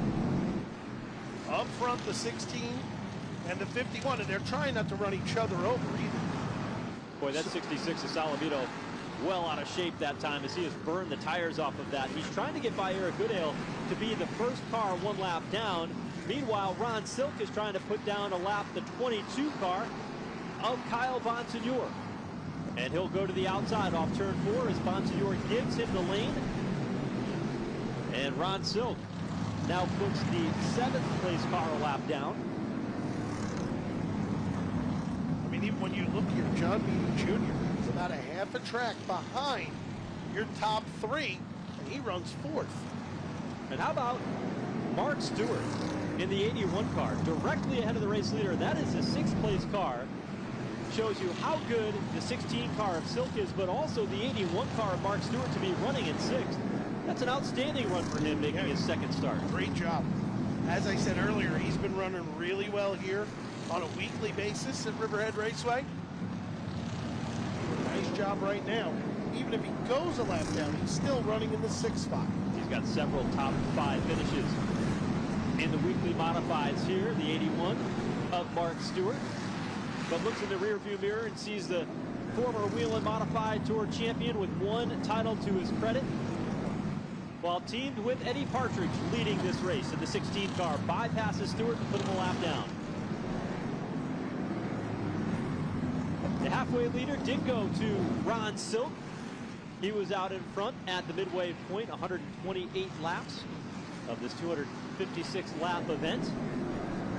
And as we said earlier, when Bonsignor got out front, Silk stayed within 6-8 inches of his bumper.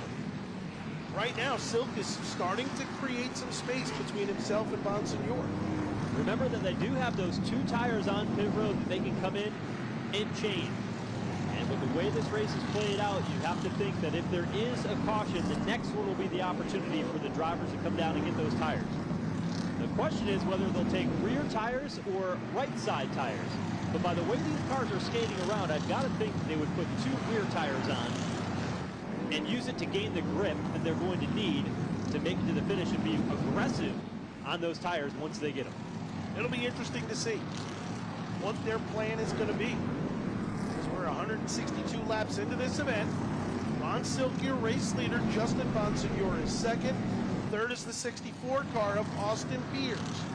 4th is John Beatty Jr. in car number 5.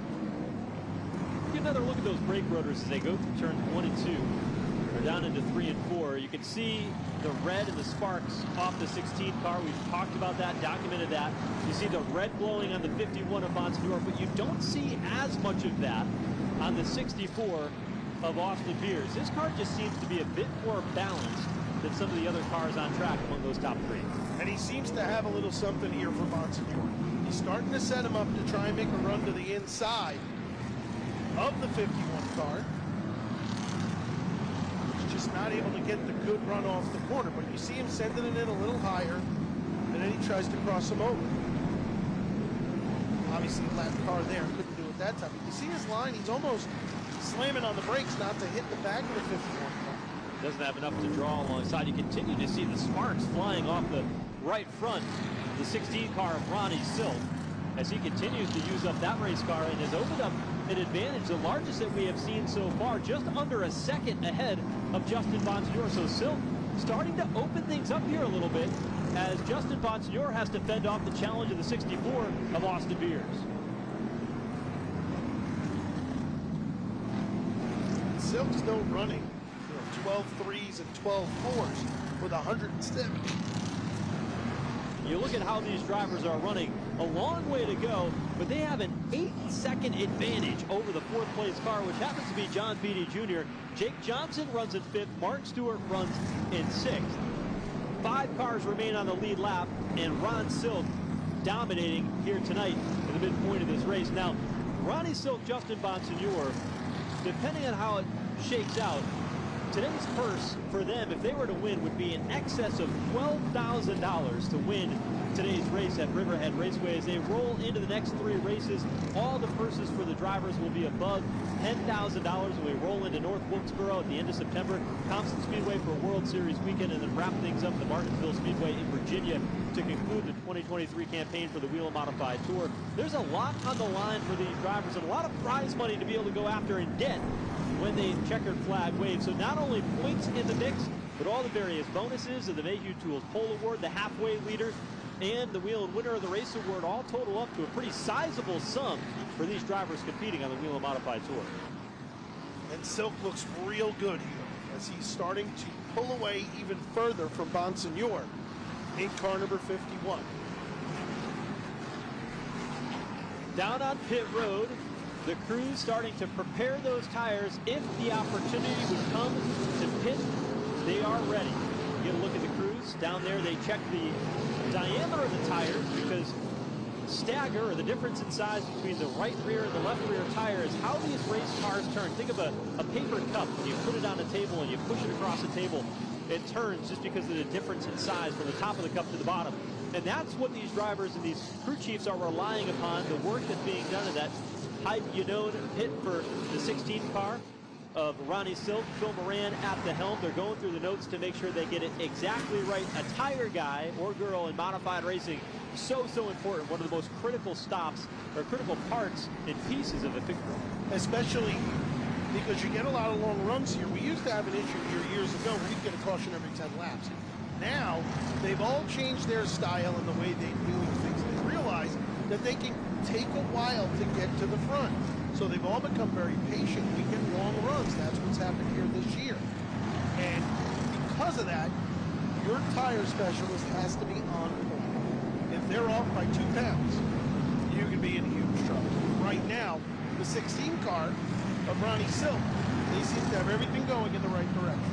Silk was able to open up an advantage a bit, but then Justin Bonsignor has started to gather back in. Austin Beers continues to lose ground to these race leaders. They'll work around the lap machines again of the 82 of Craig Lutz and the 32 of Tyler Ripkema.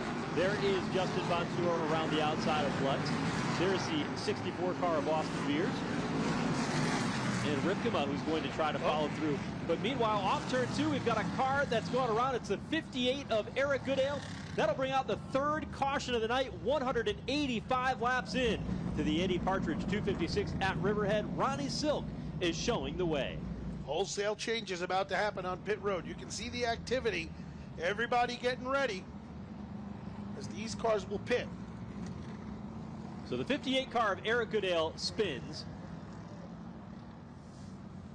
Silk will stop along the back straightaway to allow the safety vehicle, the pace truck, to be able to catch up ahead. Now, the key for this one is the strategy down on pit road. So 2 tires are key. This is where the 51 team has been able to play to their strength. They know they've got a very quick pit crew down on pit road. They usually have good, clean pit stops. And that's going to be one of the strengths that they look to capitalize on as the season rolls on. But you can't put anything past the 16 team. Ronnie Silk and his team, these are championship season crew members. They know how to get the job done. You look at the 64 car of Austin Beers, one of the weak spots that they've had is trouble on pit road. Air hoses getting tangled, lug nuts being dropped, failures of the air guns themselves. They've got to clean all of that up, and the team told me earlier today they know that that's a spot over the final stretch of the season that they have to be flawless if they want to keep up with 16 of Silk and the 51 of Bonsignor. It's all part of just executing the entire race. If you have one thing go wrong, the way these two drivers are leading the points, if you have one thing go wrong, it could ruin your day, because the 16 and the 51 are not making those mistakes. So working the lineup up before we allow them to come down pit road. We'll see the cars move to the inside lane. Pit road is still closed at the moment. The drivers will draw to the bottom. The 16 of Silk, the 51 of Bonsignor, Austin Beers, Jake Johnson, John Beatty Jr. The only cars on the lead lap at the moment. Pit road is now open. They'll be released as they come across the start-finish line, this time through. Silk will navigate onto the back straightaway and work his way around the racetrack. 2 pit roads here, and on the back stretch is the 16 of Ronnie Silk. He's the first car to hit his pit stall. They're going to go rears, as you had suggested. They'll go with rear tires. Let's go downstairs to Raymond Rao. Raymond? Steve, and the 16 just like that is out and away. It looks like the number 51 of Justin Bonsignor doing the same thing. Both teams frantically getting work. The number 51 still there on the pit stall, getting a little bit of a push, and there away he goes. So maybe a little bit of a lengthier pit stop for the number 51 of Justin Bonsignor. Didn't look like too much of a frantic situation here from the number 16 pit, the point leader, coming in by just 1 point. And how fitting it is that your top 3 drivers so far in this race have been the top 3 in points, with Austin Beers in third, Justin Bonsignor second, and Ron Silk, who came in with a 1-point lead, leading the race and leading the points. We send it back upstairs to you guys. Well, Ronnie Silk and his team had plenty of clean room to get off of pit road. They were one of the only cars pitted on the back straightaway. Ronnie Silk, 2-tire stop, wins the race off of pit road. Now, Justin Bonsignor, we talked about the strength of their pit crew. Well, they had a terrible stop. They had problems on the left rear. They had to push Justin Bonsignor off of pit road. The only reason they came out second was because Austin Beers was blocked in from the 5 car of John Beatty, who was pitted directly in front of him. Beers had to ease his car around the right rear tire changer. He lost a lot of speed on the exit of pit road, and because of that, Bonsignor was able to drive by and beat the 64 off pit road. Yes, Justin Bonsignor, totally uncharacteristic on that pit stop. When they dropped the car down off the jack, the car stalled, actually. They had to get it refired and pushed him, and Bonsignor was able to get back out, and luckily enough for him, he was able to come back out in the second spot. That was a lucky break for Justin Bonsignor. That could have been a whole lot worse. Now, John Beatty was doing what he needed to do. He was running inside the top 5. For the time when the caution came out, his crew was doing service for that race car, and they were exactly what they needed to do. They were in their pit stall. Now, although it's a quarter-mile racetrack, these pit stalls measure 18 by 22 feet. They're actually larger than the pit stalls of a racetrack like Thompson Speedway. And so it's not a case of the stall being too small. It's just there was a lot going on pit road at once. Let's take a look at exactly what happens down on pit lane. Here's the 51 of Bonsignor. Ahead of them, the 64 of Austin Beers. And you see how Beers had to pull around the 5 of John Beatty. And at the same time, Justin Bonsignor was coming on through to his right. And if he accelerated out of pit road, he was going to drive right into the side of Bonsignor. So Austin Beers saw that coming. Great work by the spotters to be able to make sure that there wasn't a collision down on pit road. But Austin Beers lost an opportunity to restart on the front row as a result. We're going to go green next time by. Silk chooses the outside, which he's been loose on the bottom every restart here tonight. So good job by Silk to go to the outside here. They'll see the green flag. It'll be 60 laps to go. When we get the green flag here tonight at Riverhead Raceway, outside lane, Ron Silk, the race leader, will go toe-to-toe with Justin Bonsignor down to turn 1. Bonsignor sends Silk up the racetrack, and Bonsignor to the race lead in turn 3. Justin Bonsignor, car number 51, using Ronnie Silk basically using them up. But Silk right back to the rear bumper of the 51 car. Bonsignore's tight. They make contact. Oh, we got a wreck on the front stretch. Oh, and a big one. John Beatty goes in hard on the front straightaway. Also involved is Jake Johnson. Eric Goodale comes to a stop along the front straightaway. Things got dicey that time off turn 4, and 3 cars now stop Beatty, lowering the window net on his 5 car. The left rear tire down, and his car went straight into the outside wall here at Riverhead. Jake Johnson, car number 3, had gotten loose on the top of the raceway and collected Beatty as he tried to straighten the car out, and he clipped John Beatty and turned him right into the fence, unfortunately. That race car very badly damaged on the front. Cars have been stopped along the back straightaway. Johnson's car still rolling, and it is now stopped with smoke billowing from the right front of his 3 car midway down the back straightaway. Smoke is now subsided, but both front wheels pointed in the wrong direction for Jake Johnson. And Eric Goodale basically was just at the back of that and ended up in it. I don't know what type of damage is done to the 58 car. Here's a look at what happened as they came off turn 4. Watch the 64 of Beers. He sends the 3 car up the racetrack, and as he was coming down Jake Johnson, Kyle Bonsignore was there. He hit Johnson, and then Beatty had nowhere to go as he got hooked in the right rear and right into the fence on the front straightaway. But it started with a similar move right there. You see Beers runs a 3 up the racetrack, and they were trying to put 3 wide where there just wasn't room for it. Unfortunate for Beatty. And also Jake Johnson, 2 top 5 cars. Don't know how damaged the 58 car is. Looked like he stopped before it happened. The 32 car got into it. He's got damage on the right front for Tyler Ripkema. But you're right, it's hard to tell whether or not there was contact for the 58. It looks like Goodale hits him square with his bumper. If you're going to crash in an open wheel modified, you have to hit square, and you can do that.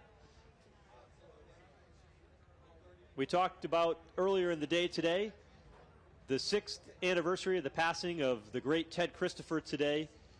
And as he was traveling to come to this racetrack, he was always one of the best at when he got into a crash, he would use that front bumper to make sure that he crashed with art. And he would use that bumper and hit things that were solid. And you'd say, how did he get through that? Well, he was very crafty, and I think that was one of the things that made him as good as he was, because he used his race car as a way to protect the wheels, to protect the tires, and hit in a way that allowed him to continue on in many races that others just wouldn't have been able to do. And I've seen him finish plenty of races with no front bumper, where the bumper's all caved in, and Teddy was able to just, do his thing.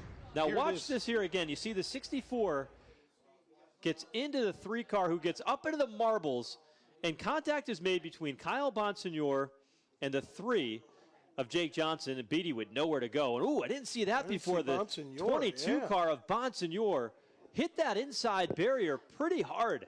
We didn't see it from that angle. Wow, what a hit for Bonsignore. You do see his car takes off here. And then he went and hit the inside wall. It was out of this camera angle at the end of the straightaway, and we didn't see it until we went to the other side. Now, in the middle of this, look at Ron Silk ahead, driving into the back of Justin Bonsignore. There was a lot happening here at this particular situation. You see the square hit, and watch the 22 car. His car hits left front, driver's side, goes airborne, sparks flying. That was close. Comes to rest, but continued to roll forward, did the 22 car of Kyle Bonsignore. He is on pit road, on the backstretch pit road. Crew's keeping an eye on that. So the safety crew working here along the front straightaway. When I saw that 64 car of Austin Beers go up the racetrack, it was a very similar move to what Justin Bonsignore did on the restart in turn 1 to Ron Silk. He sent Silk up the hill into the loose stuff to try to take advantage of the race lead. They're racing for the championship. Every point matters. And Justin Bonsignore said, whoever wins the championship is going to be the one who beats the other week in and week out. And it's just that close. It's a 1-point differential. And he really sent Silk up the hill. And I think Austin Beers saw that. And he sent up the hill the 3 car of Jake Johnson. And boy, it got tight as they came off the turn. And that's just melee ensued along the front straightaway. And a lot of that had to do with Johnson just trying to get off the wall himself. He didn't want to go up into the wall. And then Bonsignore was there. So as he tried to come down off the wall, he and Bonsignor made contact, and then Beatty was just along for the ride. Yeah, he was quickly running out of real estate. There is the 22 team. Another look at it. Watch the 16 car as he comes up off turn 4. A little favor to the back bumper of Justin Bonsignor. It wasn't too favorable, though, because he got that right front tire to climb the Nerf bar of the 51 of Bonsignor as it came off the turn. Probably not that much damage on Silk's car.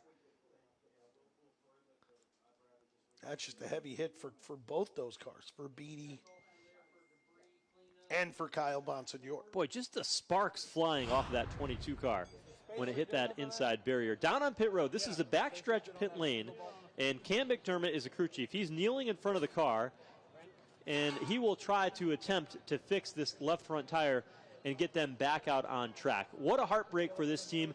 They had a good run going here tonight, and the 22 car led laps in this race a year ago, was strong, good qualifying effort for them, started 5th, and now collected in this incident, one of the late arrivers after going wide. So the 22 car on pit road, red flag was displayed, and they're working to try to get the front stretch cleared out.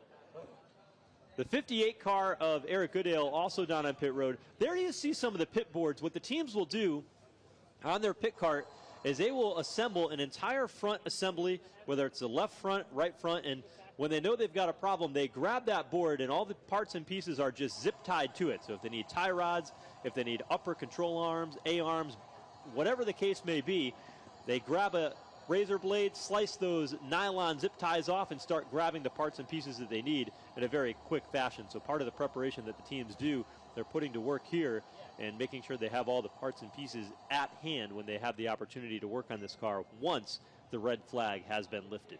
And for all the modern upgrades and everything in all these cars, those boards have been around for 30, 40 years. Yep. It's the smartest way to do it. You just bring the pit boards out and you can put a whole front end together. Lots of damage, though, on the 22 car of Kyle Bonsignor. Now, the story all week long coming into this race was between Justin Bonsignor and Ron Silk. And throughout the season, we have seen the temperature start to raise. And we thought tonight, being one of the last short tracks, the last quarter-mile track on the season schedule, that it could get pretty intense here. Now, you go back to the first race of the year, Justin Bonsignor and Ron Silk battled for the win at New Smyrna. And Ronnie Silk got the win. Bonsignor came home second. He knew then that this rivalry was going to continue to build as the season goes on. And there's a lot of history between these teams. Ryan Stone is a crew chief for the 51 of Justin Bonsignor. He worked for Junior Motorsports for a period of time after spending a lot of time up here in the Northeast running modifieds. When he moved back home, he didn't have a place to live. Where did he stay? He stayed at Ronnie Silk's house on his couch. Ron Silk and the crew chief of the 51 are very good friends. Now, Ron Silk's got a veteran crew chief in the form of Phil Moran. Those two have formed a great partnership and a great successful ride over the last 2 seasons and missed the championship by just 6 points last year in their first season together, and has had the strongest car all season long with 4 victories and has won at tracks that Ron Silk traditionally hasn't won at. Earlier this year, he won here at the Riverhead Raceway. It was his first victory at Riverhead in 23 starts. And then he went on and he won at other tracks that he hadn't won before either. And those different wins, those extra races that they were able to capture victory at the new tracks, I think, has been certainly very helpful for the 16 team, as they have certainly proven that they can adapt and win at tracks that they hadn't won at before and use that to build their championship point lead as they have all season.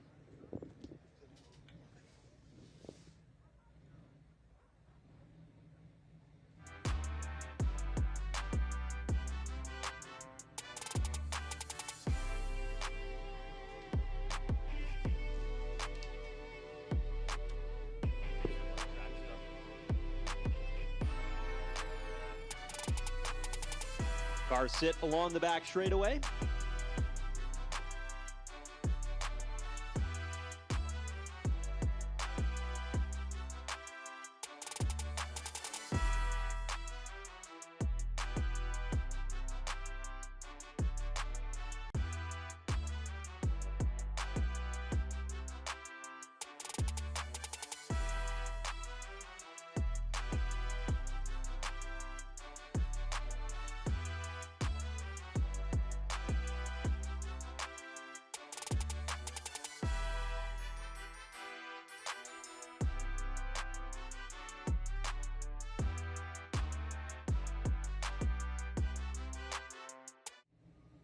Back here at the Riverhead Raceway, we are under the red flag for an incident on the front straightaway involving 4 cars. John Beatty Jr., Kyle Bonsignore, Eric Goodale, Jake Johnson, all involved. That put us under the red flag here, 198 laps into the Eddie Partridge 256. Matt Brody in the number 96 car was involved in the previous caution, and so his car is being pulled off the racetrack and back into the infield or back into the pit area, so his car is done for the night for the young rookie driver.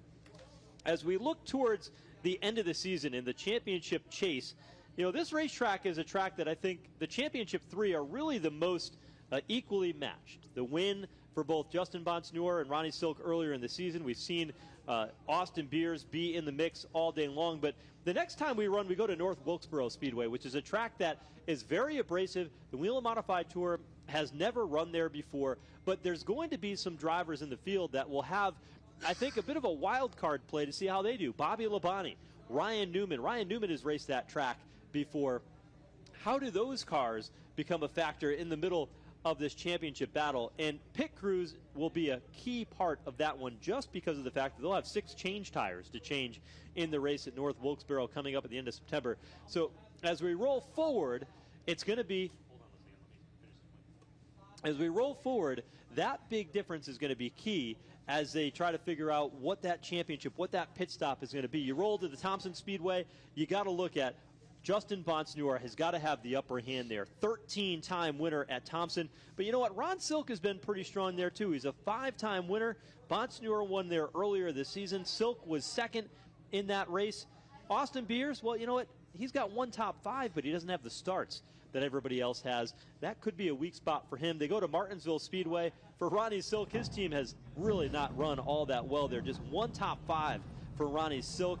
Justin Bonsignore, not necessarily all that strong there either. Doesn't have a win, but he's got a couple of top 5s, and still a wild card a little bit for Austin Beers when we go to the championship chase. So this is still wide open after tonight, but it certainly has a lot of interesting racing still left to go here this evening. Red flag has been lifted. Left front work underway for the 22 of Kyle Bonsignore.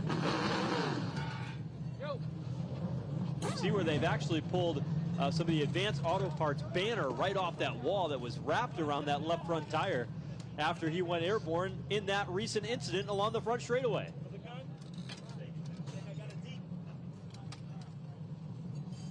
Behind you. So work underway. You see how that left front is pushed back. They'll try to get that all reattached for Kyle Bonsignore to get him continued on out of the racetrack and try to salvage as much as they can here tonight. We'll get another look at what happened. Keep an eye on a couple of things. The 64 car contact to the side of Jake Johnson. Kyle Bonsignore gets into him. John Beatty Jr. running inside the top 5, had nowhere to go. And he made hard, straight-on contact to the outside wall. Eric Goodale in the 58 car. His car was involved as well. It was down on pit road, but they've towed him as well. You see how high the 3 car of Jake Johnson is? He's up in the loose stuff. Yeah, and once you get put out there, you're just along for the ride. And Johnson tried to get back down in to the inside or to the outside lane because he was way up high. Tried to get down inside and didn't realize that the 22 was already there. And that's when all the contact ensued. Let's watch it in real time. This is on the restart now. You see the 51 and the 16 up ahead. They made contact as well. And here is Beers. Up the hill they go. Contact, and look at that hit. You don't think you go that fast on a quarter-mile racetrack, but when that car turns to the right that quickly, John Beatty, a heavy, heavy hit. I mean, it knocked the spring right out of the thing. The spring rolled across the raceway, and unfortunate for Beatty, who had a really good car here today, was currently running in the top 5. They're towing the 3 car down pit road for Jake Johnson.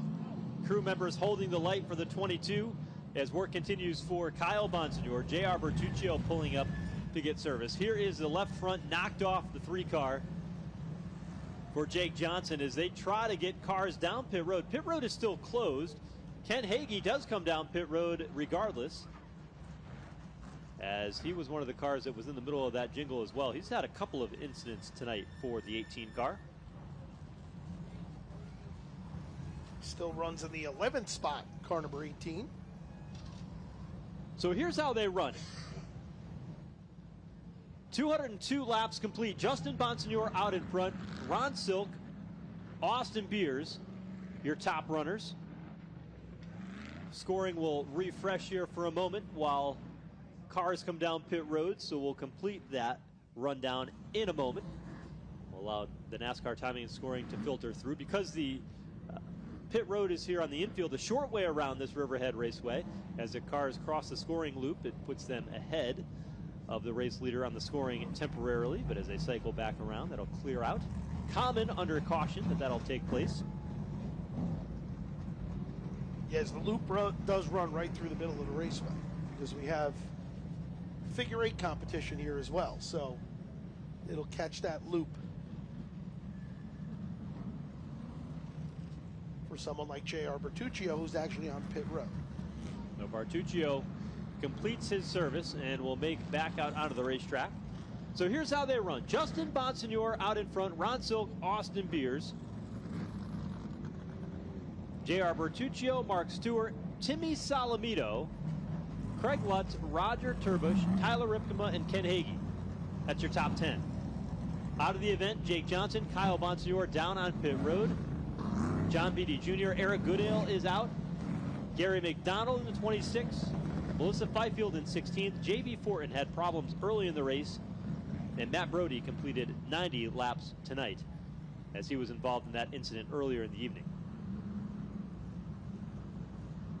Pretty good run for J.R. Bertuccio. We have not spoken of that 2-car very often. And he runs in the 4th spot. Yeah, he's done a nice job here tonight in car number 2. And he's been doing this for a long time, and he was very competitive. I remember a battle here with he and Rick Fuller. 2 to go. They wrecked in turn number 3. It was unbelievable. JR to the 4th spot in car number 2. Now the first car a lap down is the 66 car of Timmy Salamito. That blue 66 lines up to the outside of row 3. But up front, the race leader is Justin Bonsignor. Now he chooses the inside lane of the track. Green flag comes out and we're back underway. The 2 leaders come together on the start. The 51 of Bonsignor will drive up the racetrack. Contact again off turn 2. Silk rallies back to the high lane. Bonsignor makes his car wide. He shoves Silk up the hill and takes the race lead. You gotta think Ronnie Silk is not happy about this. He was to the inside of Bonsignor earlier in the event. He did not run Bonsignor up the raceway. It's the second restart that Bonsignor has done that to him. And I got to think when Silk gets to the back bumper, he's not going to be a happy camper. You knew it was going to get heated, and Silk is closing in to the back bumper of Justin Bonsignor, driving the wheels off that number 16 car. Deeper in the pack, Timmy Salamito 1 lap down behind J.R. Bertuccio, trying to move forward. Up front, though, Silk pulls to the inside of the main straightaway, dives to the bottom of turn 1, slides Bonsignor up the hill. Bonsignor quick on the brakes, but he loses 3 car lengths. He knew the slide job was coming. He said it wasn't going to be easy. He was going to send it in there. What a job by Ronnie Silk and Justin Bonsignor not to wreck those 2 race cars. It's not over yet. Bonsignor closes in again. He's got the rod and reel out, and he's reeling in Ron Silk to the back bumper off turn 2. If they were the only 2 cars on the raceway, they'd fight this hard against one another. What a job by your top 2 for the championship points. Ron Silk leads by 1 coming into tonight's competition. And he leads by 1 car length on the racetrack. Around Melissa Fifield into turn 1. Silk able to hold Justin Bonsignor at bay for the first half of this race. But Bonsignor right there, challenging once again, and challenging Ron Silk, running a half a groove lower. We said earlier when Ron Silk was right in the mix, we wanted to see whether or not he had a faster car than Justin Bonsignor. There's Bonsignor again, tapped to the back bumper. Silk holds on to it. Ronnie Silk, car number 16, your race leader, Justin Bonsignor right there peeking to the inside. Every position matters. Every point matters. These 2 drivers, veterans of the series. And they know what's on the line. These battles are just so tight that you cannot give an inch. You can't give any ground. We saw this in the first round where Justin Bonsignore took the lead away late in the going on a late race restart here in May. In June, it was Ronnie Silk who dominated. Tonight, the rubber match between Silk and Bonsignore at Riverhead. 220 laps down, this time by. 36 remain. And these two drivers have gone to the afterburner. Austin Beers is 2.5 behind in third. They're driving angry. Beers goes wide this time in turn 4. They've got the lap car of Kyle Bonsignore down below. Looked like Beers might have been trying to set up Ronnie Silk and use the lap car to his advantage. Couldn't make it work. That time Bonsignore well wide off turn 4. Yeah, Silk his car seems to be getting better here. Look at the brakes. Got a ton of rear brake in that car right now. Remember the sparks that were flying off the right front tire for Ronnie Silk earlier in the day. He might have to have that rear brake to get that car to stop the way he needs to, but that is a ton of rear brake with now that left rear tire glowing on the 16 of Ronnie Silk. Gotta wonder if it'll last that long. Silk leads the way. Car number 51, Justin Bonsignore, is second. Third is the 64 of Austin Beers, and what a job in fourth. Car number 81, Mark Stewart. His second modified tour race in his career, and he runs second. Lap cars side by side in front of the race leaders. McDonald got into the side, or Hagee got into the side of McDonald. They came up the racetrack and sent Ronnie Silk and Justin Bonsignore scrambling. Bonsignore cuts to the bottom, nearly catches Ken Hagee. Silk went from having a car length advantage to now he looks like he's hanging on. But that could be from that lap traffic as well. You have to wonder if that left rear tire with all that brake heat is impacting the stagger on these race cars. I have to think. I mean, even the right rear is glowing, but nowhere near as much as the left rear. Bonsignore has made it clear that he's not afraid to use the chrome horn on Ron Silk. Look who's back in the picture. Here comes Austin Beers and Mark Stewart. Austin Beers has cut his lead in half. It was 1.5 seconds, just a handful of laps ago, and Austin Beers, just like he did last Saturday night, is starting to close in on the race leaders. And you can see Silk, that car dancing through the turn with that left rear tire. Sparks now continuing to fly out from behind that 16 car. Look at that thing glowing neon as it comes off turn number 4. Still doing it as he heads into the turn. Down the back straightaway. See the sparks coming off the brake itself. Silk's car appears to be fading. Bonsignore is there, putting the pressure on, letting him know he's there, but Silk has had thick skin for this one. Up ahead, lap traffic again. Kyle Bonsignore down at the bottom. He washes wide off turn number 2. Silk gets by cleanly, but he's able to gap Justin Bonsignore. Inside of 20 laps to go, make it 19 at the line. Beers has lost ground now. He lost 0.4 of a second.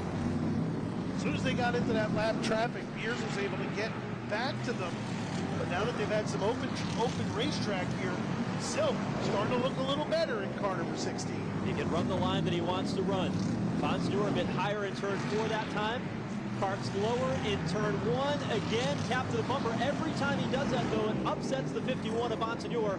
And the back end of his race car steps out. He can't get to the gas, and it allows Silk to drive away. 16 laps to go. And Bonsignore is not going away. So he tries to get back to the rear bumper of Ronnie Silk.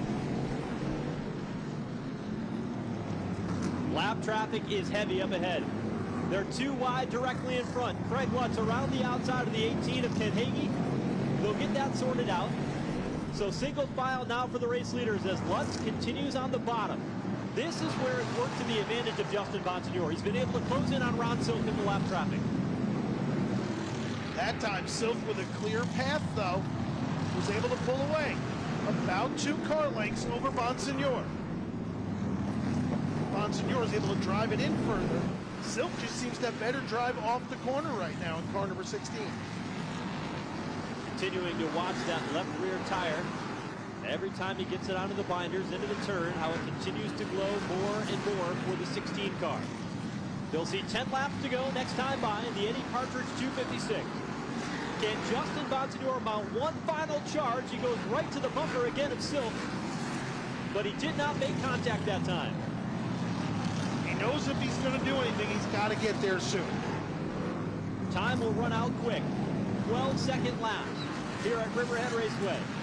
Inside of 9 to go, and it seems like it might take a Saturday night short track bump and run to knock Ron Silk out of the race lead. Bonsignor into the wall on the front straightaway. Sparks were flying out the side of that number 51. Within inches that time as they came off turn number 4, Bonsignor close again. But every time he touches that back bumper, it upsets the 51, and it doesn't help him at all. He's there now.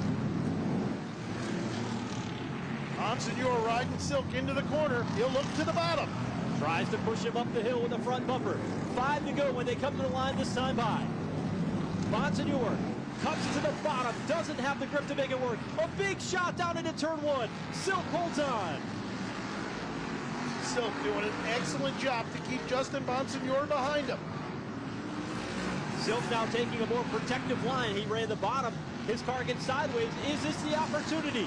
Bonsignor could not keep the nose to the bottom. 3 to go at the line this time high. Silk up into the loose stuff. Bonsignor can't draw to the bottom. Justin Bonsignor trying every angle he can to get by Ronnie Silk. He's into the back bumper. He'll go underneath him. Sends him up again. This time he draws even. Bonsignor to the bottom. Now Silk, the payback move to the inside lane. He'll shove Bonsignor up the hill in the back straightaway. They'll come to the line this time by. 1 lap to go. Silk up into the loose stuff, and Bonsignor back out in front. Final time around. Justin Bonsignor to the bottom. Silk hammers to the back bumper. Justin Bonsignor will get away through turns 3 and 4. Checkered flag is out, and it's going to be Justin Bonsignor to win at Riverhead. Across the line in second is going to be Mark Stewart. It looks like Ronnie Silk will finish 3rd tonight. And what a battle between the 51 of Justin Bonsignor and the 16 of Ronnie Silk. We knew at some point in time the rivalry, the tempers would boil over. Tonight, it's Justin Bonsignor who comes out on top, his 2nd consecutive win. And Justin Bonsignor, with this race tonight, will take over the Whelen Modified Tour Championship point lead, and he's victorious tonight at Riverhead Raceway. This win is going to be one that's going to go down to the record books here at Riverhead. He will tie Mike Iwanisco's track record of 11 victories at Riverhead. He'll take over the championship point lead in the process, and he did it in dramatic fashion, using the front bumper multiple times to find a way around Ronnie Silk. Tonight's victory, the 5th of the season for Justin Bonsignor, and his 40th career Whelen Modified Tour victory. He said coming into the race, he said, after Oswego, our goal is to win them all. If we want to win the championship, that's what it's going to take. He went out, he won Monadnock a week ago, came here, won the pole, and now he's down in victory lane. The 2nd year in a row, and the only driver to win the Eddie Partridge 256, 2 years running. And Justin Bonsignor wins again here at Riverhead Raceway. What a dramatic finish. The 51 of Bonsignor, Ron Silk, went at it. For the past 50 laps, it got heated in the final 5. And Bonsignor not afraid to use the bumper. Ronnie Silk heated after that one. All kinds of things going on down in that race as they were working around lap traffic. Sparks were flying. Silk's car was going away with the brakes just glowing red hot in the rear of the race car. But Bonsignor was able to get around him. Certainly wasn't clean by either driver. They both used the chrome horn. They both ran each other up the racetrack, and Bonsignor came out on top.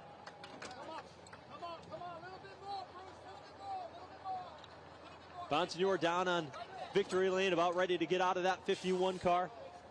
Big tip of the cap to Mark Stewart at his second Whelen Modified Tour race to come home in second in all that melee. Plenty of conversations being had down on pit lane. There's Mark Stewart with the great run that he had in that 81 car, as he put together an outstanding race. For him, was in the mix all day long and was able to take advantage of the jingle between the race leaders at the end. Ron Silk was third. Austin Beers, J.R. Bertuccio was the top 5 tonight at Riverhead. Unless you open it, Elwood, I got no. What's that? Unless you open it for me. You want me to open it? Yeah, you can leave it up there and open it. Well, Justin Bonsignor just about set to climb out of his race car victorious here today at Riverhead. 11th track victory, 40th career win. Let's send it down to victory lane, where Justin Bonsignor is the winner. The Eddie Partridge 256 won here tonight in a battle by Justin Bonsignor.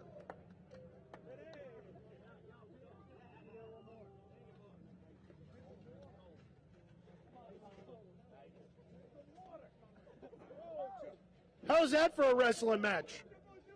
Yeah, it's been coming to that, and it was a heavyweight fight for sure. It was going to be whoever did it last, and I wasn't going to be done like I was done at Wall Stadium. My guys didn't like how I lost that race and gave it away, and timed it perfect tonight. And sometimes you just got to be aggressive in this this deal. And I was going to get wrecked if I let him get back behind me down the front straightaway there. So hope the fans enjoyed it. We were way too tight there on 2 tires. I'm surprised he was as good as he was on 1. And just want to thank Phoenix Communications, Clearcom IT Solutions, M3 Technologies, Fury Race Cars, Robert Yates Engines, Ryan Stone, the whole pit crew. Pit crew did a good job again tonight. On the books, bro. All right, pal. Listen, this ties you with Mike Uninsko. I know it's a big deal for you. It's your 40th career NASCAR Whelen Modified Tour victory. I know it's a big deal. Yeah, with all that went on there, I forgot about tying Mike. So that's awesome. I've been that was a goal of mine since I was fortunate enough to start winning a few here, and I wish he was here tonight, but I'm sure he'll voice text me something extremely funny.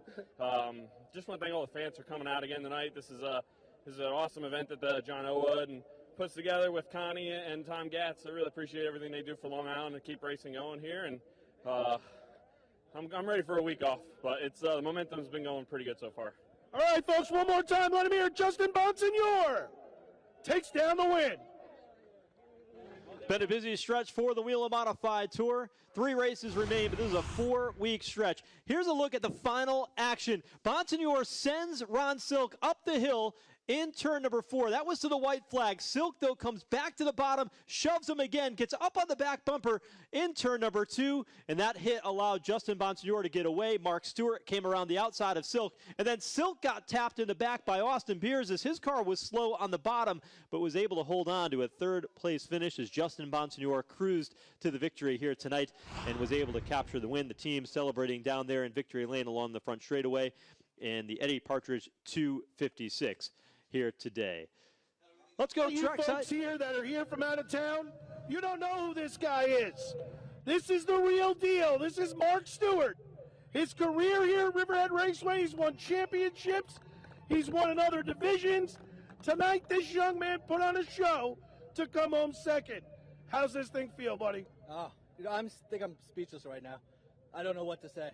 I know we had a good car, and it was just being patient, waiting. We went a lap down there. And then we luckily got our lap back. Then we so happened to get lucky again with another caution. And then we pit. Our pit guys killed the pit stop, got us out for the pace car. We went back in that lead lap. We started 5th, whatever it was. And I just let the car do the work, man. It was all the car. I just drove it. All right, pal. Sponsors, people, everyone you want to thank, get them in quick. I really got to thank my Uncle Bob, my Aunt Heather. They're the reasons why I'm in this car. I cannot thank them enough. All the crew guys that came out today, Dale, Richie, Tyrone, Brandon, John, Amish, James, Andre, John Jay coming from Missouri. My dad's here, my mom's here, my sister, everyone's here. Uncle Roger in the back, Uncle Ray at home if you're watching. John Shadaker. We got Eastern Fuel, B&N, Moving Storage, Dave Koenig, who's here, Truck and Auto Works, South Shore Pond, Tim O'Keefe, Wine Country, La Bistro, Cromer's, I'm getting there, Dave's Happy Ends, Lolly's Hut, Amish Electric, Noyak, Eastside Building, Mike Smith, and everyone who came out tonight to watch. Thank you guys, and this was an awesome run. Let him hear, folks. Mark Stewart comes home second. Ron Silk was third.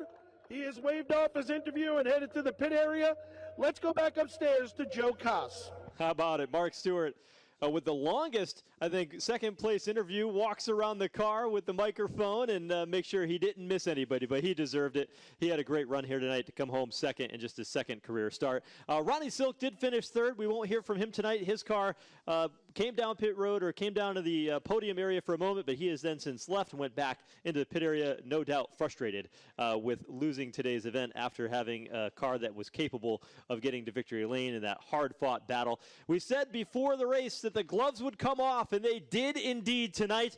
Justin Bonsignore came out on top. You heard the comment of the challenge that they had earlier in the season, the payback from Wall Stadium.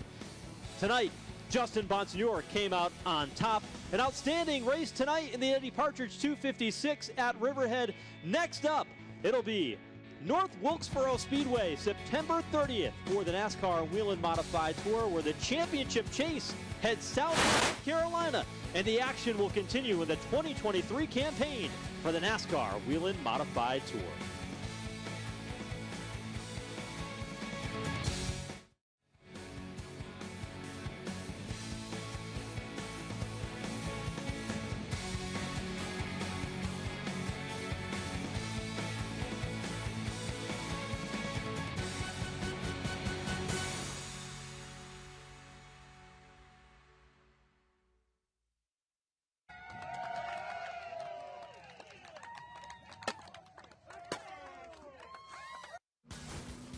This copyrighted telecast may not be reproduced, retransmitted, or used in any form without the authorized written consent of NASCAR Broadcasting. NASCAR would like to thank all of our fans for your support, and we hope you enjoyed today's broadcast.